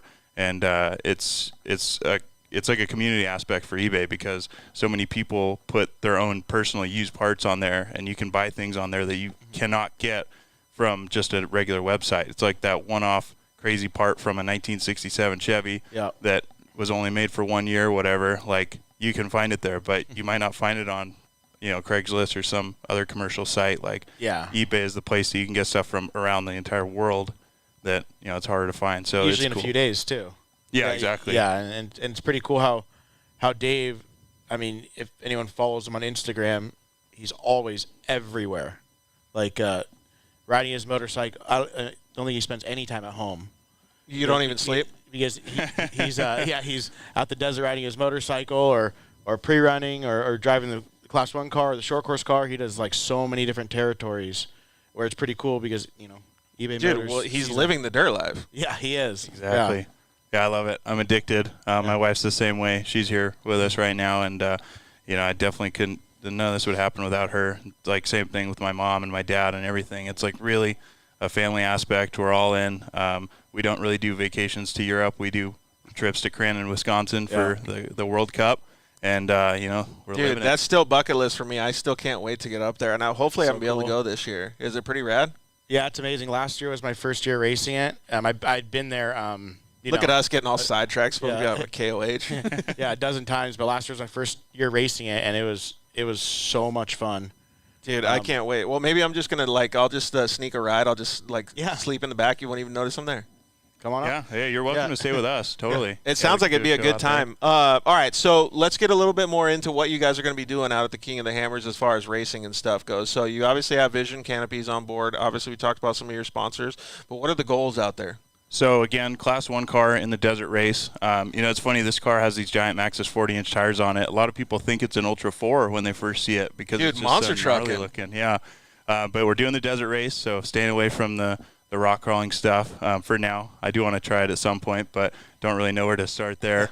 And then I'm doing the Pro 2 and the short course race as well. So I did the Great American Short Course Series the first season in 2021. Yep. And I won the Pro 2 championship there. And then I went to the Midwest this past year. But we're going to do the gas race at King of the Hammers this time. It's pretty cool. They're putting up a pretty good purse and a very small entry fee and really trying to get us in front of a lot of people and make it a cool event. Dude, so why weren't you already fighting Dougie for that seat, man? Just get out of here. Like, dude, we got competition, dude. Yeah, we're buddies. It's going to be a battle. Yeah, totally. Yeah. I drive one of his trucks. They built my truck. Right on. And then we got it from him, and we've been tweaking on it and everything, and really happy with it. Now it's us worked his magic, but we'll be door to door. Like I said, we're buddies off the track, but when we get on the track, it'll. What's the difference for you? Like when you get into those different driver seats, like. This thing, it doesn't drive anywhere near. It's not even the same type of car. Yeah, totally. Or course. Yeah. Short course is the same track every time. There's no crazy rocks or like unforeseens or anything. So you're driving on the edge, max speed, like fully pumped the whole time. Whereas this thing is more endurance. Closed course, Class 1. So it's very different. The way the schedule lays out, I'll be racing this thing in the afternoon on Sunday the 6th, and then I do Pro 2 practice that night. At 8 o'clock. Later. So that's kind of a total bucket list dream come true to race 2 different classes, 2 different series, 2 different everything in the same day. And again, I'm going to have to. That's kind of crazy because I don't think very many people get the opportunity to do that. Yeah, definitely not. Yeah, I'm like. Yeah, because I'll be running in the morning, but at least I get a little bit of time off. You're going to hop out of this thing and hop straight in the Pro 2 within a couple hours. Yeah, exactly. And I'm not trying to be the guy that curses anybody's racing, but like what if something happens and you got to fix the car out on course and you got to come back and haul ass back? Yeah. I did that. I saw that at the Laughlin race. I was doing a Best in the Desert race a couple years ago, and James Dean broke his Class 1 car. And so I was in the race. I was passing him, and he was running back to the pits because he had to get in for the 6100 race in like 10 How far minutes. was he away? It was like 2 miles. Oh, damn. So he was literally running to the start to climb in the truck, and he was starting first overall in 6100. And, this course is a lot bigger than Laughlin, so hopefully I don't get stranded out there and miss practice or something. That's going to be wild, though. Do you have one that's like your favorite, or are you looking forward to more? Because honestly, dude, after seeing this thing and after seeing it here and it start up, this thing's pretty cool, man. Yeah, I got to say, our Class 1, we call her the Bad Mama Jamma. It's kind of an inside joke, but you can't beat driving this thing. I'm so dialed with it. I've got thousands of miles in it so far, and it's really the best. I can just see the gears turning in Kyle's head. Do you let your sponsors drive it? Yeah, we talked about it. Yeah, he was trying to get me in. I was like, dude, I'll get you in the car, maybe at Nora. We're doing that maybe a bad idea. Then I'll try to end up with one. Yeah, he's like, I don't know if my wife will let me ride in a Class 1 because then I'll want a Class 1. Yeah, and that's a lot more money. Yeah, no doubt, right? Yeah. That is pretty cool, though, that you guys have that same outlook because you're going to be racing, he's going to be racing. Are you going to help him out when you have time? Yeah, whatever he needs. We're there as a team. Vision Canopies got a big team there, and we're all there to help everyone out and have a good time. And yeah, I got to say, this is way cool how you're like bringing all these drivers together under Team Vision Canopy. Yeah. You're doing the Dirt Life show here. Thank you very much because the amount of support that he has for off-road is insane. Yeah, he's all in. Yeah, well, but the cool part about it is since you're giving them, they give you back. Like, so if like you need any help out there at KOH, I'm around, dude. I'm down there turning wrenches too. Yeah. Hopefully no one needs help. Hopefully we just go there and have perfect days. But it'll be but I don't know. It's all about the sport. It's this is a sport that I've loved my whole life, and you want it to grow. Yeah, just trying to grow and have fun with it. And I like having fun with fun people and friends and stuff like that. So having this mega group of great drivers and great people together, I think, is like the key. That's what it's all about. Yep, yeah, absolutely. Dude, it's what it's all about 100%, right? And then we're going to actually have some other great people on in just a little bit here with the Terra Crew guys. It's going to be pretty rad. Let's get those guys on here. So we're going to have James Holguin and Evan Walsh and Darren Parsons all going to come on. I don't know if they're all going to come on from the same account, but Terra Crew boys, what's up, Evan? Hey, how's it going, guys? Good, man. How are you? Good. James and Darren should be coming in here shortly. Okay, cool. Give me 2 seconds, and I'll get everybody on here. There's Darren. Darren, what's up, man? How are you? Oh, it's James. Oh, the James. What's up, man? How are you? Let me get everybody. Hey guys, on how you doing? Good, good.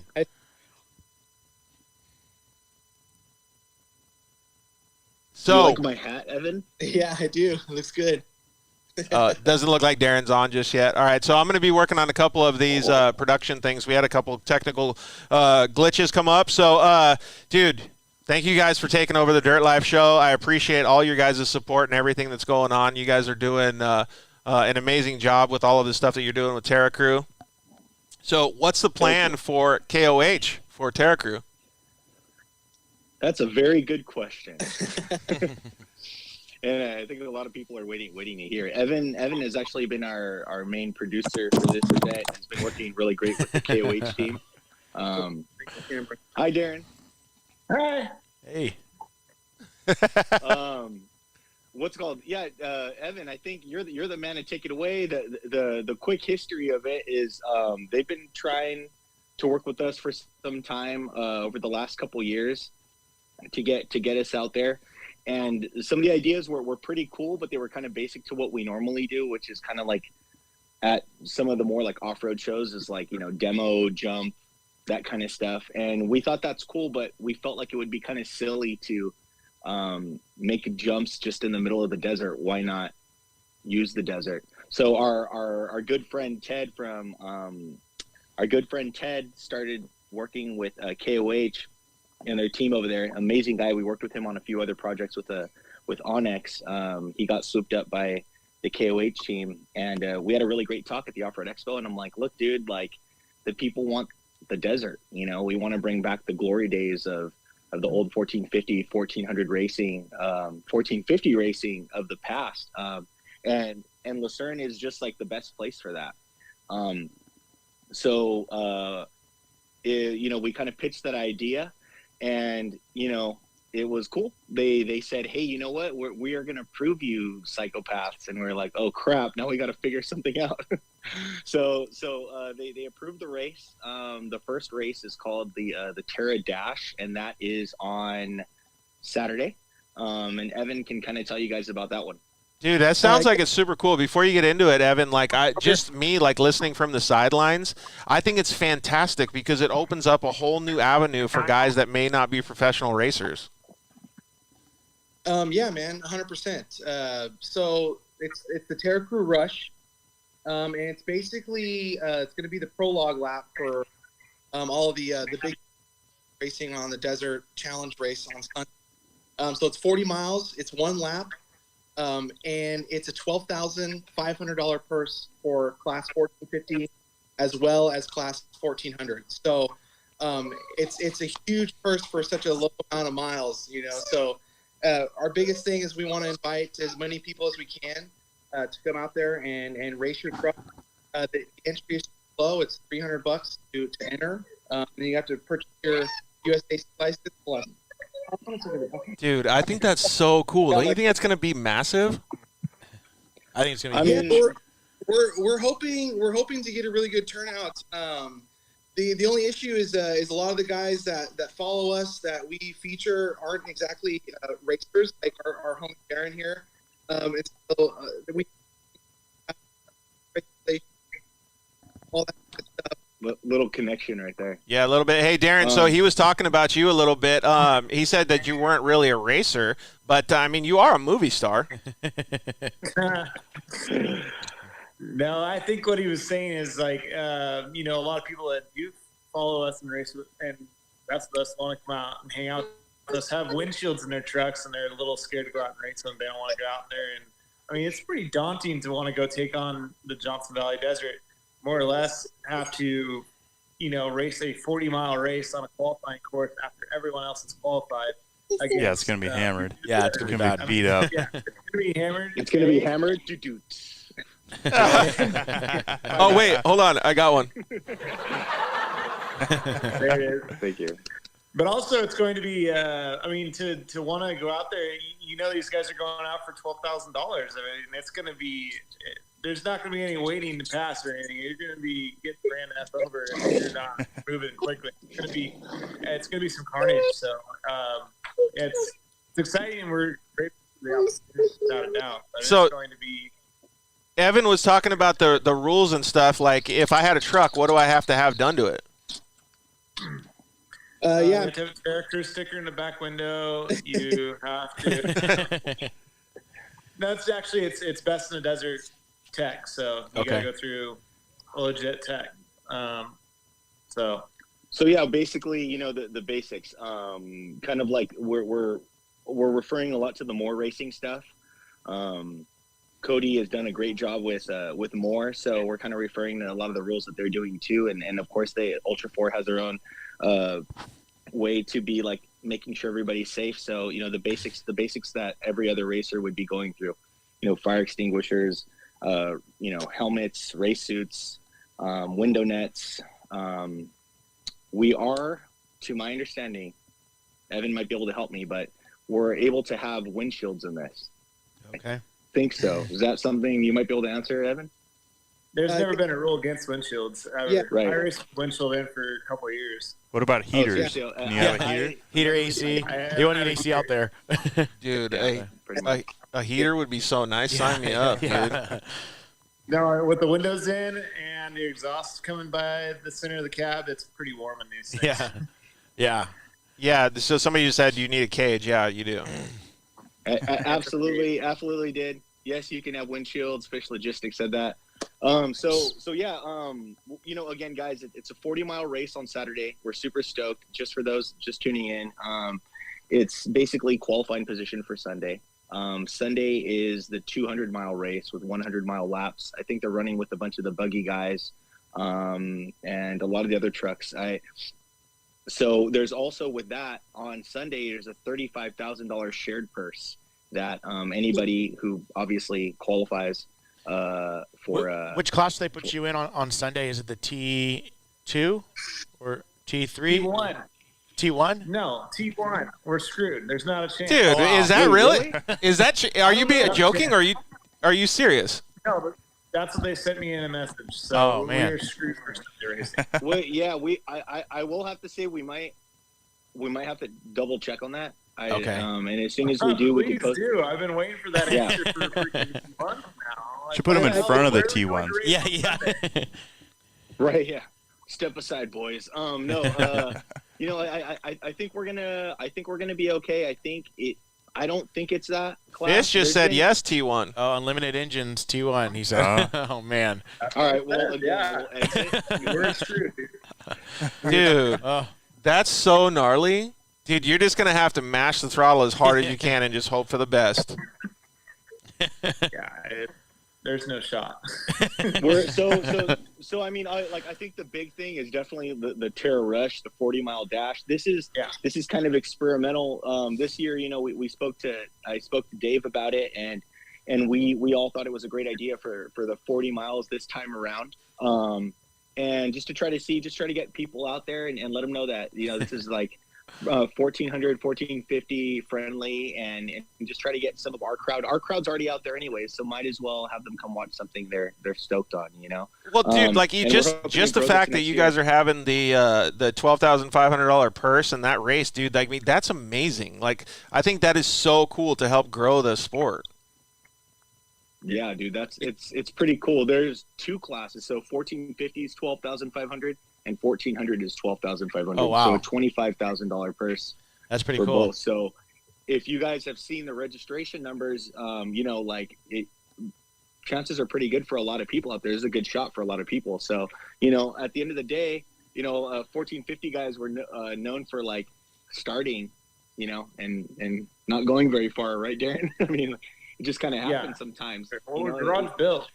These are garage built things. The difference between a lot of these guys is it's weekend warriors, 9 to 5 guys. Guys that are working all throughout the week, and these are budget builds. So it is scary for guys to wreck and to do those kinds of things. It's not kind of like a Baja Bug or like a purpose built race vehicle. Like, oh, I wadded my truck up. No big deal. We'll just flip it back over. It's like, no, dude, this is like for, at least I could speak to our friends in the crew. It's a big deal if you wreck. So guys are really pushing these hot rod like custom trucks to the max. That's so rad. It gets me hyped to go out there and do it, dude. Yeah. Like I would want to have a 1400 so I can go out there and rip too. Well, $12,000 also makes it pretty appetizing as well. Dude, $300, dude. You know. Dude, that's a pretty good return on your money if you can go out there and rip it. All right, dude, so right there, fish logistics, dude. So Austin Fish, for those of you guys that might not know, used to race this truck called the Peace. He runs Fish Logistics now, and I remember watching him and Dan Vance and all those guys from Total Chaos, ESP Fabrications, just absolutely rip the desert, and I was a huge fan of that. So those guys lived the glory days of 1450. So I'm hoping that Terra Crew can help push that again, you know, and bring some of that interest back into maybe some of these races and get some people stoked again. So, dude, that's why I'm so hyped. And then, so what are you guys going to be doing? Like, who's going to be manning the wheel? Who's going to be sitting in passenger seats? Like, what's your guys' gigs? I'm driving. Evan, did you just say that? Your audio cut out a little bit, bud. Oh, my bad. Can you guys hear me okay? Yeah, it's better now. Okay. I moved closer to my modem, so that should be better. Right on. Having the phone a little closer to your face, and we'd like get a little bit better view of your beard as well. So let's see that mug. Back, man, I shaved it off for a Ricky Bobby costume and for Halloween, so it's coming back in full force now. So. Well, it's perfect because KOH is cold, so you're dialed. Your face will be nice and warm. Hey, so what's the plan then? Who's in driver's seats? Who's in passenger seats? So Darren's driving. James might be in the announcer booth. It's a terrible idea. I'll be with our media crew, catching as much of that 40 miles as we possibly can via the videos and the photos. So, dude, that's going to be pretty fun. And so, how do you feel about the level of competition, Darren? Honestly, I haven't even looked. I'm not really worried about it. Oh, look at this guy just flexing. You know what, man? I think it's pretty cool. From what we've seen, there's some guys that can definitely hang up there, and that are pretty quick. And again, you know, these are vehicles that are prepped by friends in a garage leading up to the race. You know what I mean? So that's what makes it any man's chance to get that purse. You know, and that's what's so cool. I think the whole vibe about Terra Crew is like we try to include everybody at all levels of their builds to be part of it, and I think this race really encompasses that. You know. Yeah. Well, I've been too. You know, some guys have been. I've seen some comments. Some guys have been complaining about there's no specific leaf spring class, which work on that here. This. After all, is kind of a trial run with us, with racing. With Terra Crew, we've never done any sort of kind of race or been a huge part of a race before. So and I've been telling guys, too, you know, a lot can happen in that 40 mile, you know, especially if there's some of these guys that are just absolutely gunning it for that 12,000, that cash purse. You know, they could get a flat. I mean, one flat in 40 miles, it ruins you. You know, it takes you from first to 15th or whatever, you know. So I keep telling people, like, hey, don't be discouraged. If you have a leaf sprung truck, or you might be a little underpowered or whatever, or, you know, you don't have that Darren Parsons race truck sitting in your garage, but you have a capable pre-runner that has most of the safety equipment you need. Dude, but just the fact that you guys are trying to help grow the sport and get everybody out there, like, I think that's fantastic. I mean, like, anybody can bring whatever they want out there. But, like, I do think, though, too, like what you just said, is that 40 miles, you're just going to go balls to the wall. Like, there's nobody's going to let up. Yeah, you have to. You know, like I said, I mean, one little hiccup, you know, flat tire take you out. So I just want people to not be discouraged by, you know, the big bad boys, 1,1400 trucks that are going to be entering to, you know, and it's $300 and Darren could get a flat and you can fly past him and you can well, there's a split also. Like, the big deal is there's a split at 1450 and 1400. So I'm going to be running with 39 and above trucks, and then the 37 and under trucks. Like, there's going to be a lot of 37 inch and under trucks out there that are a lot more obtainable builds that are a little bit more you know, relative to a grassroots race program. Not that I'm not, but anyway, it's just. There's going to be there's two different levels of racing that are there to be taken advantage of, for sure. And I think that these guys that are maybe whining and crying about not having a spring class or whatever, I understand their concerns, but as Evan pointed out, 40-mile race, there's a lot of room for mistakes to be made and for it to capitalize on, just an opportunity, honestly, to get out there and be a part of King of Hammers for a $300 entry. It's a no-brainer. I'm bringing out whatever truck I got. If I had to have a race truck ready for this, I'd freaking run a leaf spring truck in this. Bring a stalker. Yeah, just bring out whatever. And I think that's what the cool thing is. Yeah, I mean, like that's the thing. Like a lot of the videos we feature on our channel, almost I'd say 9 out of 10 of those trucks can run this race. You know what I mean? Yeah. And again, I think there's a big respect for the guys that just want to participate. And we welcome all of that. So if you guys are hesitant about the race and you're like, yo, like I'm scared, man. If I wreck this truck, I'm screwed. It took me 5 years to build it, 4 years to build it. I'm still building it. Like I think there's a mutual respect amongst a lot of the guys in our class to not be a jerk. You know what I mean? And just like, nail people. But again, 12,500 is 12,500. But I think people know how to pull over. You know what I mean? Dude, there's going to be people going ham for sure. And then I also think, too, like a couple of points that I just got from what you guys were saying is that the desert is the great equalizer, too. You don't have to have the best truck. You could still win. It's only 40 miles. Yeah, 100%. 100%. And you got to keep it alive. Yep. That's the big thing. I feel like Laughlin usually, even these tiny races, has lower finishing counts than, like, the Baja 500 sometimes because people just go so hard, so fast, thinking they have to outdrive everybody. At that, what was it, the Rage the River? That's 2 days or whatever it is. Like, there's so many people that smashed their shit on the first day and couldn't even race the second day because they just went balls to the wall. So there's so much stuff that can happen. I'm so hyped that you guys are doing this. Right on, guys. Thank you guys so much. Yeah, we appreciate it. We felt a really great welcome from the KOH team and off-road racing community. I think we kind of dip our toe in every once in a while. Guys like Nick Eisenhower, Chris, and Darren, and our buddy Roy, and Vince Munoz, and all those guys. Like those guys race and do all that good stuff, and they kind of keep us connected to that scene. A lot of us would love to race and to be able to do that. And I'm sure Darren would like to race more too, and a lot of the other guys. But we are pre-runner guys. At heart, and we go have fun with our friends. That's like our primary thing to do. Aside from that, racing is amazing. We love the culture. We're just trying to be like, there's a funny hashtag we use all the time, Trophy Truck Dreams. Because it's funny, like that's all we've always wanted growing up. Is to be like those guys. So it's crazy that you say that, James, because Darren was actually on a show with us at Andy McMillan's shop, and he got to talk about that stuff. And it was funny because Darren was like completely in the reality section. He's like, dude, I would love to sit in one of those trucks one day, but I'm just gonna keep ripping my truck, dude, garage built, and I'm going for it.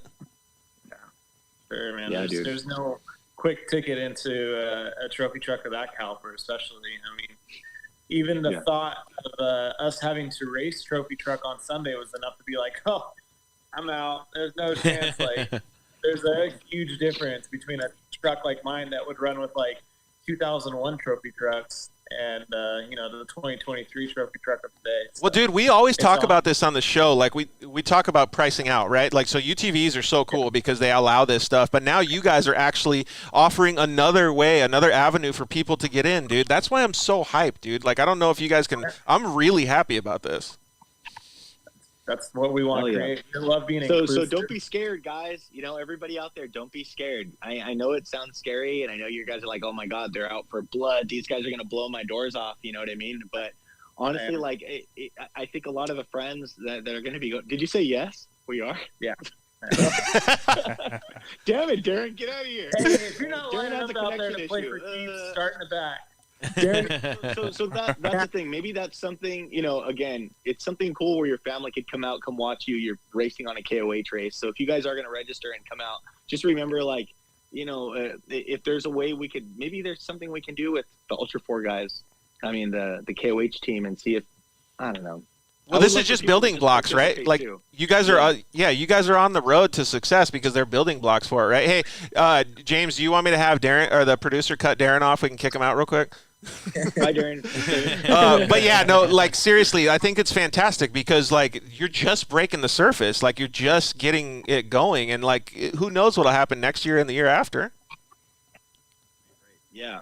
Yeah. It's sky's the limit. That's the goal. That's the goal, and I think that's what Dave had in mind was hey, let's right, Evan, let's test the waters this year. Kind of see how this goes. See if we even like these fools, these desert hooligans. Dude, Fish just brought up a good point. Remember, you guys are on the live stream, so you guys better send it. Yeah, Darren. Hey, look, he was talking all kinds of crap. Now he's got to live up to the. Well, maybe we'll see. Have I not? For sure. That'll be cool, man. It'll be really cool. Yeah, I think it will be really cool. And the side note of this is all that you get to have fun with everybody on the lake bed, right? People that may or may not know you guys in person get to come out and meet you guys. They get to hang out. There's all going to be all kinds of fun being had on the lake bed when it's not in the racing. Then they get to go out and check out different events with you guys. They can go watch all these crazy things that happen at night. Plus, they get to watch you guys if they don't want to race. And if they do want to race, they get to compete with you guys. It's going to be badass. Yeah, and if anybody has a crappy old truck that they think they can make it up Chocolate Thunder or Backdoor, slide into my DMs. I'm looking for something just to buy for the weekend to go out there and absolutely. What's the budget? Under 5,000. Dude, I mean, that sounds like a pretty good budget to try to get up Chocolate Thunder. So. Yeah, I feel like a lot of those. There's a good grip of those rock crawlers that are not even close to that. And that's that's the coolest part about King of the Hammers. You can go out there in any level of vehicle and enjoy yourself. You truly can. I mean, you get out there in your Prius and park at the. Somebody already just said that they have a CRV that you can borrow for good. So what has been your guys' favorite? Darren, you go first, and then James, and then Evan. What has been your favorite part of KOH, and what are you looking forward to this year, other than what you guys have going on? I like King of the Hammers because it's what bigger venue do you get than a spot like that where you could just, you could pull in any vehicle and go walk in any direction and you're going to see something you've never seen before. You're going to watch a vehicle go through a terrain that you probably didn't even think a vehicle could go through. You'll see people that you'll never want to see again. And you're going to take pictures that you'll look through in your phone one day and be like, oh, my gosh, can't believe, look at that. It is insane all the way through. It's, it's the biggest event on public land, isn't it? It's pretty. Threshold? Yeah, I don't know, dude. It's pretty massive. I've heard that same thing or that same claim. Yeah. But every time I go out there, I just can't say enough about everybody that's out there and the people. Like, I've never been there and not been amazed at some of the things that people build and bring out there. It just blows my mind. True, so true. Yeah, nothing gets thrown away. Nothing gets thrown away. They figure out a use for everything. Yeah, fully. All right, what about you, James? I mean, it's one of my favorite things is I think just seeing like the professionals connecting with the fans and hanging out at night too at all the spots is a really cool thing. I think it's really a cool experience for people to connect with people out there. One of my best memories, like I was lucky enough to be at like the first couple King of the Hammers. My buddy Brian Kirby is like a really awesome fabricator and really well known with the Ultra 4 community. So I got to go the first couple of years when it wasn't really like a big event. It was kind of still invite. And I actually had my truck out there and seeing what it's grown from literally like 150 people, 200 people there to what it is now to, from what Evan has said, 100,000 plus people event is astounding. So, I mean, just to hear all that is really cool, so I'm excited with all the people and all that good stuff to be there. So yeah, and you get to watch all the big dogs, right? You get to see this badass Class 1 car of Dave Mason Jr., dude. It's so cool to see everything because there's such a variety. Yeah, definitely, man. What about you, Evans? Because you get to see it from a little bit different perspective. So I've been shooting King of the Hammers for the last 5 years or so now. And yeah, seeing it from a media standpoint is a little bit different than everybody else. But honestly, man, my favorite part is just like the people of Hammertown. As a photographer and somebody who enjoys storytelling and whatnot, I mean, you could spend all of your time just running around the lake bed and finding super interesting people to talk to with super interesting and gnarly looking builds. And for me, man, it's just going out there. It's a whole vibe. The whole event is just it's like you kind of become a new person for a week, and you just encompass the desert around you and all these people, and you might do some weird shit you normally wouldn't do, or whatever. Well, that's what I was thinking. Like Evan was getting all serious there for a little. Evan was getting all serious there for a little bit, and I'm like just thinking in the back of my head, what do you mean? Like all of the interesting people just hydrating all week, and then they're not going to be able to move when they get back to work? Yeah, man. It's just a cool thing. The night crawling stuff is always fun to go. Move closer to the. Sorry. Closer to your modem. This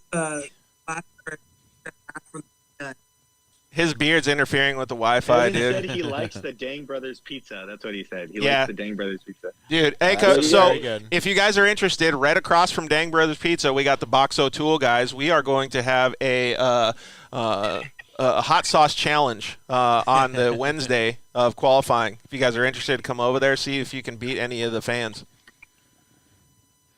No thanks. That's cool, dude. I knew it. That's the same response. Porta potty. Yeah. Well, we purposely did it the day before the UTV race.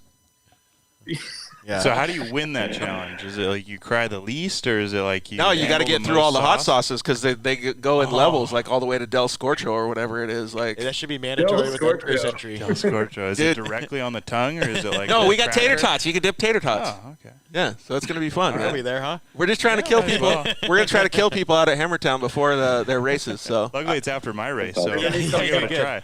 Yeah, perfect. All right, boys, you guys got anything else? I really appreciate it, man. Like, honestly, I didn't expect that all this stuff was going to happen, and I'm glad you guys were able to tell all of us everything that's going to go on with you guys' whole situation. Thank you guys so much. Just thank you guys for letting us be a part of this show. Looking forward to getting on another show with you guys sometime. I know we've been trying to make it happen, but we're really stoked to be here with you guys, so we appreciate you for having us. I guess just the other thing to say is, don't be scared, guys. Sign up. Let's see you guys out there. It's going to be an awesome race. It's going to be a lot of fun. We're going to have tons of media, tons of coverage, live coverage too. So be a cool way to showcase your build and what you're made of. And then second, right after the race, that evening, we're all going to go on like a big old Terra Crew run, but it's a secret. Dude, how sick is that? Fun. Everybody's welcome. Yeah, man. Dude, be safe out there. Watch out for people. Please be safe. Yeah, awesome. Well, hey, we'll see you guys out on the lake bed. Again, thank you guys for being a part of the Dirt Life Show. We really appreciate everything and all the support. So we'll see you guys out there. Thanks, guys. See you out there. Yeah. Thanks. See you guys. Later. Man, dude, how cool is that? Like, don't you love when there's, like, all kinds of new stuff happening in the world of off-road? Yeah. Like, that's my favorite part, right? Because that didn't exist, and now all of a sudden it's a thing. Yeah, well, they're really bringing back the class.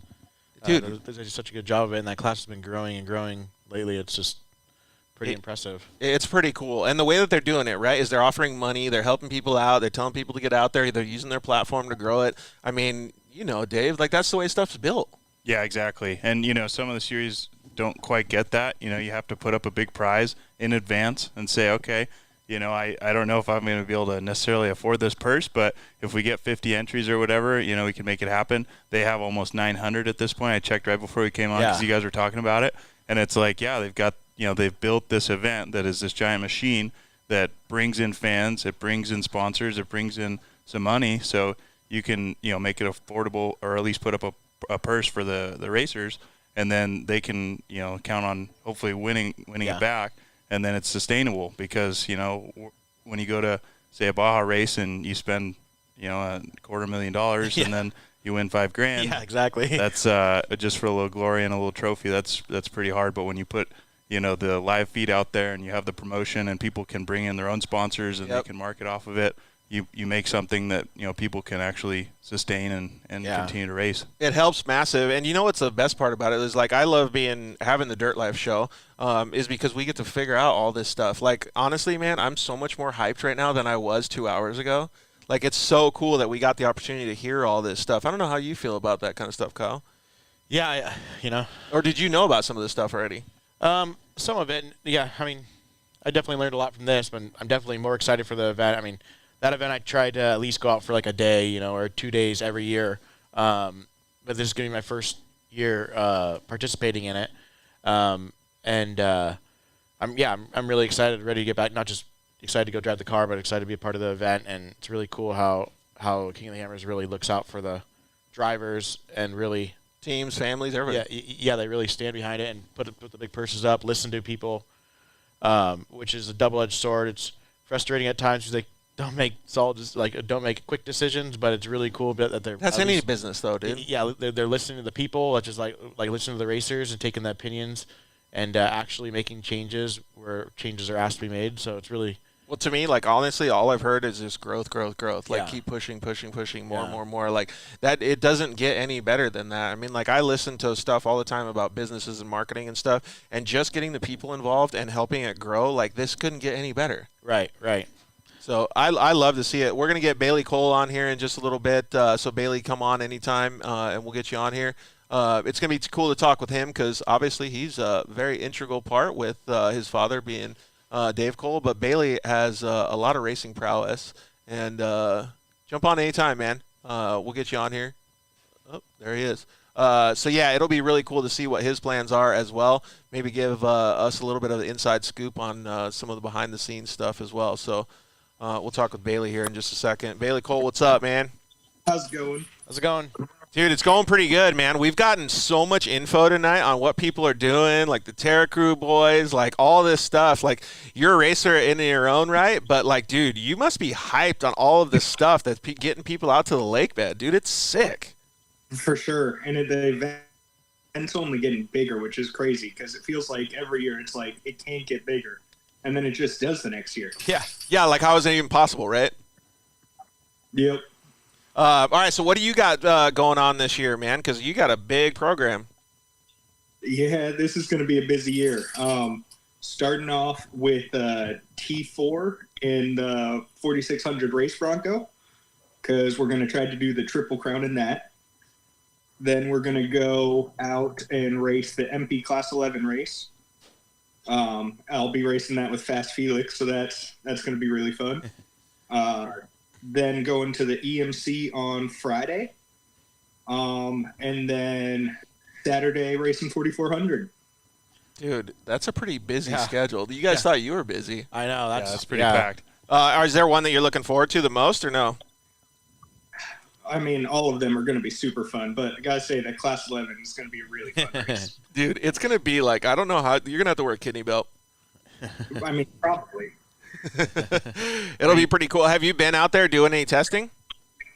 No, I've been super packed. I'm actually up in Washington right now working, so going to end up on the lake bed right around the 1st. Well, thank God he's a veteran already, right? Like, yeah, you wait around.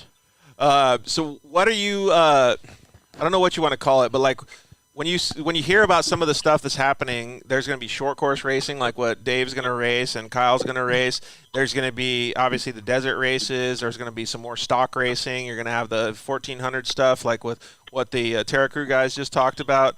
What's the thing that you get the most excited about? Is it getting new racers to come on board? Is it certain classes? Like, what is it? Yeah, no, I think bring in all the different types of people in, like over the last couple of years, bring in all the UTV guys like Miller and Chaney and all those guys in. Now short course and desert. I feel like just Hammers is almost kind of like that melting pot of off-road. So it's just really cool out there. Yeah, well, and plus you guys were talking about how gnarly you think the short course track is going to get. Like, dude, it still blows me away. Like, I think of like a Glen Helen and an Elsinore combined, but way more beat up. Yeah, it'll get pretty chewed up, especially for you guys. Yeah, we're out last in the Pro 2, so it'll be hammered. And the high horsepower, hammered, of course. But, yeah, we're ready for it. Now, I want to ask you. Wait, hold on. Say it again. The course is going to be hammered. We keep saying that. Bailey, I wanted to ask, are you doing the desert and short course in Class 11 or just the desert?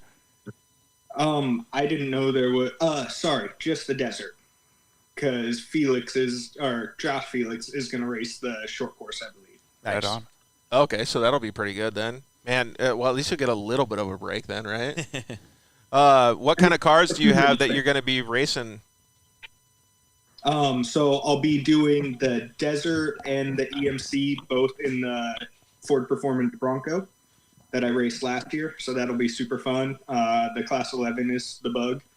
And then 44, it'll be a Brave Motorsports car. Dang, dude. So how does it, like, going back and forth between all those different vehicles? Because, I mean, they're not even close. Well, so far I have driven one of the cars, so it should be super fun. Dude, that's crazy, man. Well, it's a good thing he knows the terrain. Yeah, that'll help for Yeah. sure because seat time in those vehicles is going to be at a premium. So Yeah, we'll have to warm absolutely. up quick. So what goes on, like, I mean, obviously you're up there and you're working and you're doing all kinds of stuff. What goes on behind the scenes to make sure that you get ready? Because it sounds like you guys have been putting in work for a while.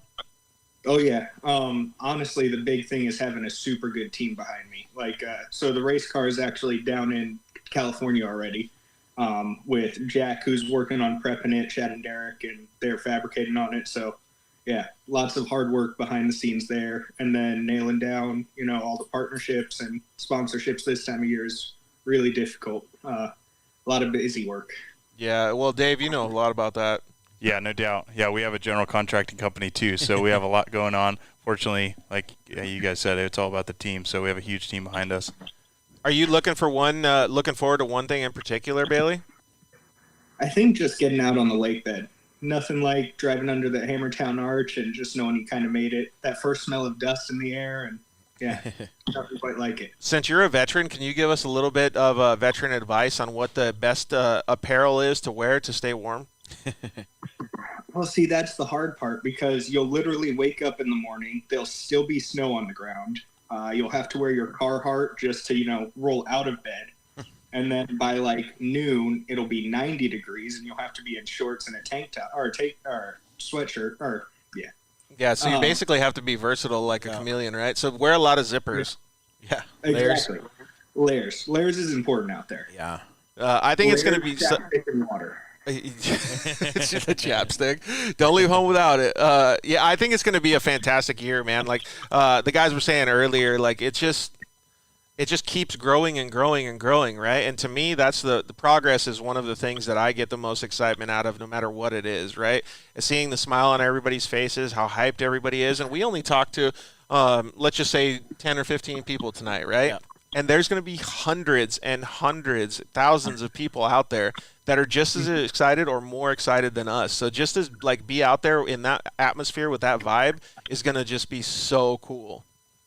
100%. And there is nothing like walking around the Hammertown pits at, that 6 to 8 range at night and just stopping in at a random pit with the lights on and making new friends out there. And there's so many crazy builds. Now with the desert and short course guys, there's going to be all new types of cars. So it's just going to be awesome to be out there. Dude, it will be. Are you going to go watch Dave shred in his Pro 2? For sure. Dude, I think that's going to be cool, man. I can't wait to do that because that's going to bring back memories to see you guys all out there just tearing it up in the short course.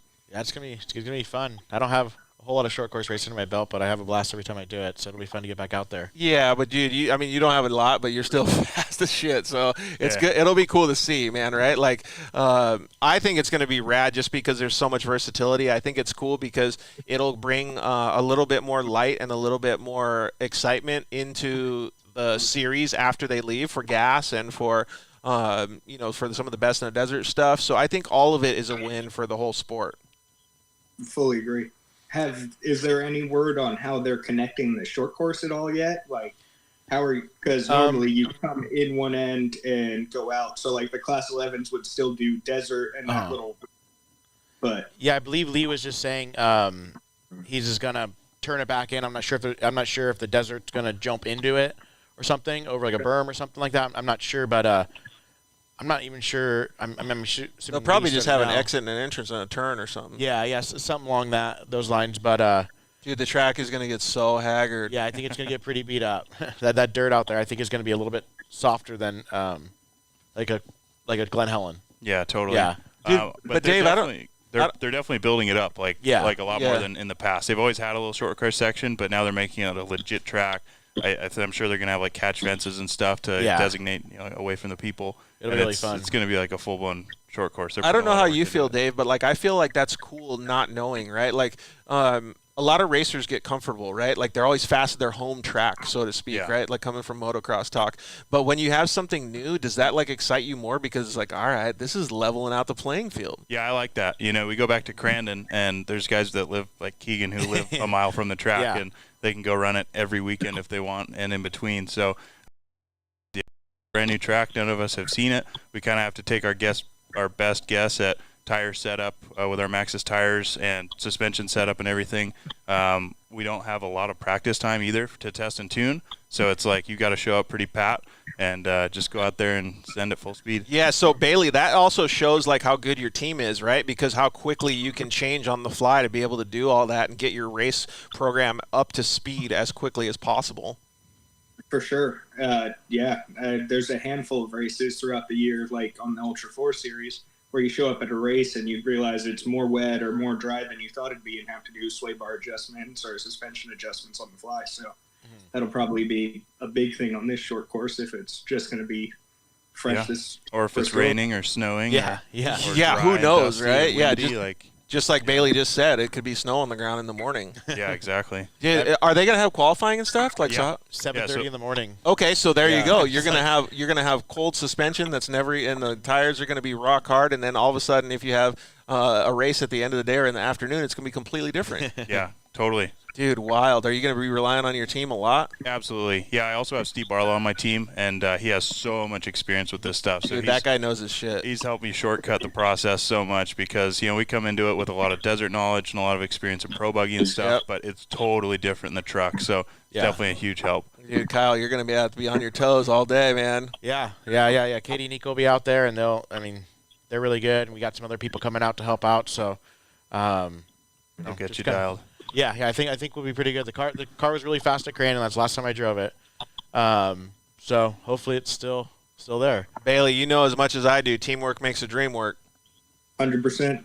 So what's the plan then for you guys that when you don't have any time out on course? Are you going to be prepping the vehicles? Are you going to do like I don't know what you want to call it, but basically like foreshadowing how the track is, like looking at the track, seeing the changes, that kind of stuff?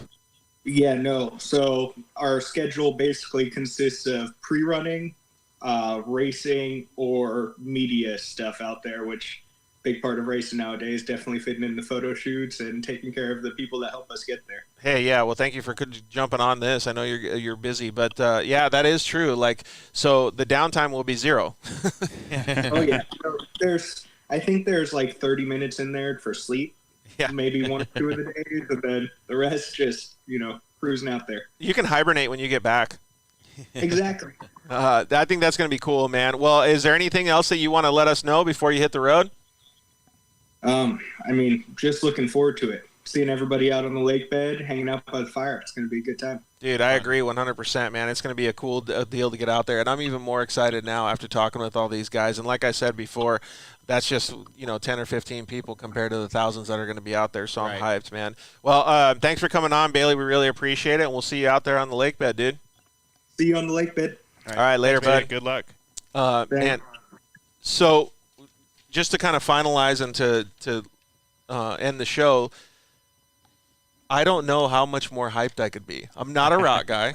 I'm just a racing guy, and I'm so pumped that all these guys are going to have so much fun. Yeah. Like, especially you guys. Like, I mean, like, dude, it's just going to be so cool. Like, to see short course, like Pro 2s and stuff out there is going to be sick. Pretty much every territory of desert racing. Every type of off-road. Off-road racing, all in one event. It's literally the dirt life. Couple-week show, yeah. Yeah, I'm That's glad gonna to get my races out of the way and then go watch those guys destroy their Yes, stuff exactly. on the rocks. What's your favorite hydration that you're going to put in your mouth afterwards, dude? Well, just electrolyte or something like that. Oh, that you're a big electrolyte guy? Yeah. I was talking more about like Coors Light, but see how it goes. I think it's going to be cool to see everybody out there just having a good time, man. All right, so some of the stuff that we didn't talk about with some of these guys, what's your guys' favorite food on the lake bed going to be? I don't know. I haven't really spent much time out there, so probably whatever my wife Taylor's making at the pit. Cause the reason I asked that question is, you know how when you go camping and food just tastes twice as good for some reason? Oh, yeah. Or right after the race. Yep. It's like always the best. Yeah. But my buddy Rick Johnson's actually bringing out a pizza oven, going to fire up pizzas he did at Laughlin, and they were incredible. So they were fire in the fire pizza oven. Yeah. So you guys are. I'm not sure which night we're doing it. We'll figure that out. Let you guys know. But you guys got to come by. I'm there. Good. Yeah, Dude, totally. Yeah, that'd be rad. Yeah, and then obviously Bailey gave us the answer to my question: how do you keep warm on the lake bed? I think I would probably wear what are those outfits called? Those flip flops. It's a Snuggie. Is what you need. The Snuggies, yeah. Is that the one that goes over your whole body? Yeah, it's like a blanket. I'd wear six of those for sure. And then how many people do you think will actually finish the race? Like, give me a pie, like 60-40% in your pie. Like, how many people do you think are going to actually finish? Like, let's talk about 4,400. Let's just use that. Racing Kings, the gnarliest one. They say they're going to make it harder than ever. I'm going to say under 20%, if I just had to guess. Yeah, I would say. So your pie is bigger on the people not finishing? Yeah. So 20% finish, 80% broken, rolled, Woo! wrecked. That's what I'm hearing, is that they're trying to make it impossible. So it could be 0. Who knows? Dude, that would be crazy. What happens if nobody finishes? The guy that got the furthest? I think Dave Cole gets really rich. I don't know. He gets to keep all the money. Doesn't have to pay it out. The guy that got the furthest, I got. Yeah, exactly. Probably whoever does What's the your most pie out. then, Kyle? I would say, 30-35%, finish. But I feel like there's going to be a ton of problems. I feel like towards the end of the race, there's going to be just flop over changes back and forth. Dude, because it's already low. Like, the percentage is already low. I don't even know, like, what mine would be. I honestly want everybody to finish, but I think it's probably going to be around, like, kind of what Dave said. Being between you, like, 25% is going to actually finish. I like interesting. Yeah, I like that format, like the Erzberg, the hard enduro race in Austria, where they just try to get it to like one guy finishes. That's the ultimate dream. Is like one guy is truly the king because no one else could do it. Yeah, and you guys just do not want to enter that race. Like, it's like gets to the point where you're just like thinking about it. You're like, ugh. I like a challenge. I like to get into it. I have no experience in that stuff, except ripping around in the UTV. Watch the big guy get out there in Erzberg. Oh no, dude! You think he could do it? I don't know. Like, I don't have very much experience with it. I'm not super comfortable in the rock stuff. You just have too much time to think about what can go wrong, I feel like. Yeah, that's great. And the amount of stuff that you hear in your head, like when you're hearing, like, oh, is something loose? Something broken? When you're flying through the desert, you don't have time to think. You're just worried about that next rock. By the time you think about it, it's already over. Yeah. You're either upside down or not. Yeah. All right. So, when is Vision going to be out there, and when is eBay Motors going to be out there? We're heading out the morning of the 2nd, the Thursday. Starting pre-running Thursday, Friday. And then obviously qualifying Saturday, race, practice Sunday, qualifying race Monday. Busy schedule. It's condensed. You're out there for I'll be there the whole time. So before everything really gets started with the desert stuff, I'll be there on Wednesday the 1st, setting up the eBay Motors semi and canopy and vendor booth. Then I'll leave on Sunday after the Race of Kings, 12 days later. So I'll probably be pretty dirty and pretty tired, and it'll be a lot of you're going to hibernate for a week afterwards, too. Hey, so one thing I do have to say is that was one thing that most people always ask questions and direct message in. Dave is actually doing a lot for his sponsors. He's helping them out. He's doing activation. He's doing a bunch of different stuff. So if any of you guys that are beginners that are listening to the show, take note of that. Dave, it's not extra work for Dave because it's part of his job. So understand all that stuff. So the Dirt Life's going to go out there on Friday, the 3rd, and we are going to be participating with Maxxis, one of your sponsors. We're going to have a ride day with Jeremy McGrath.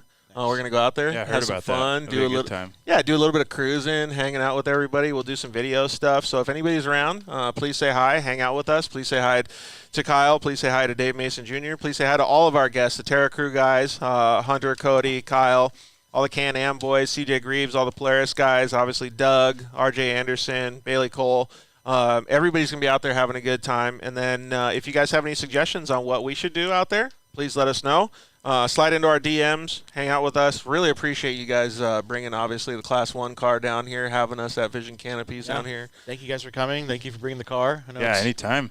No, it's always a headache. No, it's no big deal. Yeah, glad you could come. She's all pretty right now, but can't wait to go get her. So my two favorite parts of the day were obviously eating tacos, one, but smelling the fuel out of this thing when they backed it in. Ooh, it smells so good. Gets you all ready and stoked for the races, right, Kyle? That's right. Thank you guys very much. Really appreciate everything that Vision Canopies does for the Dirt Life Show. Thank you to everybody at KMC Wheels. Thank you to Maxxis Tires. Thank you to Motul, Shock Therapy, JL Audio, Evolution Power Sports. Thanks to Todd for calling in, hanging out with us. Thanks to Zollinger Racing Products. And thank you to Cryo Heat. We really appreciate everything. Next week's show, episode number 151, we are going to have a Dakar recap. We got all the heavyweights. We got A.J. Jones, Skylar Howes, Seth Quintero, a whole bunch of stacked lineups. So it's going to be rad, man. It's going to be cool to talk with those guys. We may even have some behind the scenes with the South Racing team and some of the owners, pit crew, all those guys. That's going to be my favorite part of the show. So, yeah, we'll see you guys out at KOH. Good night. Thanks, guys.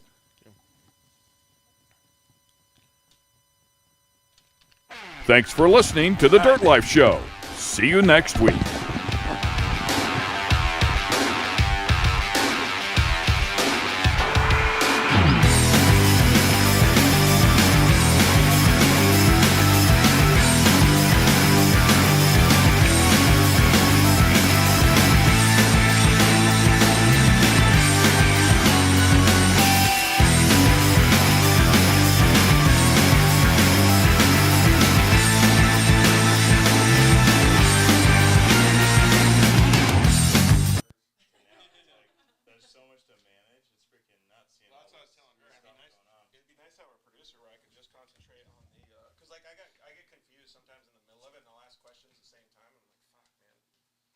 Yeah, and you're like trying to get other people in and like deal with IT issues and everything else. We had like 3 issues. I figured out how to fix it, but it kept happening where the video was freezing. So, but at least we managed. It's just like the races, dude. You got to do what you can to cross the finish line, right? Oh, yeah. We bought heated jackets. So we're about to do another 3-hour show. Yeah. On eBay. Find it on eBay. Did you get some new hats and gear and stuff? Got a shirt. Good. Yeah. Whatever you want.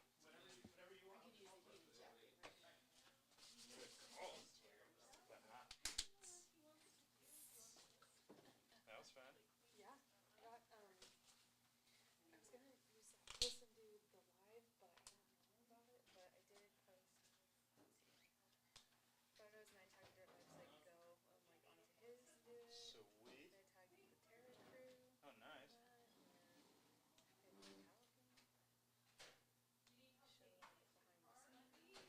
Perfect.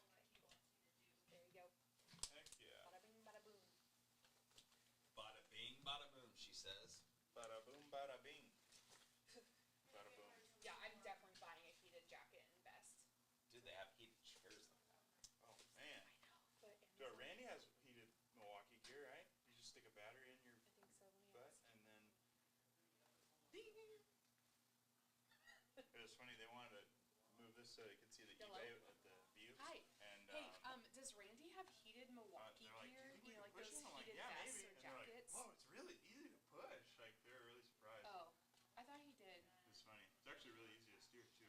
Yeah, well, especially Yeah, there's nothing gripping too hard. there's enough shine all over this on the tire. Oh. That'll help too. Yeah.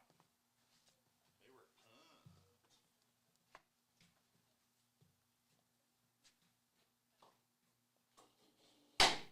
Oh, okay. I thought he had some heated stuff.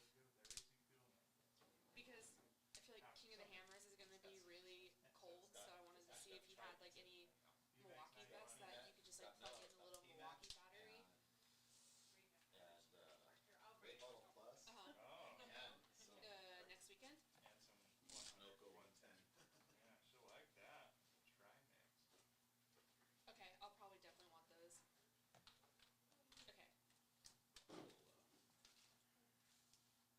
Okay, perfect. Yeah, I'll definitely want that. I mean, I do too, but I just feel like it's going to be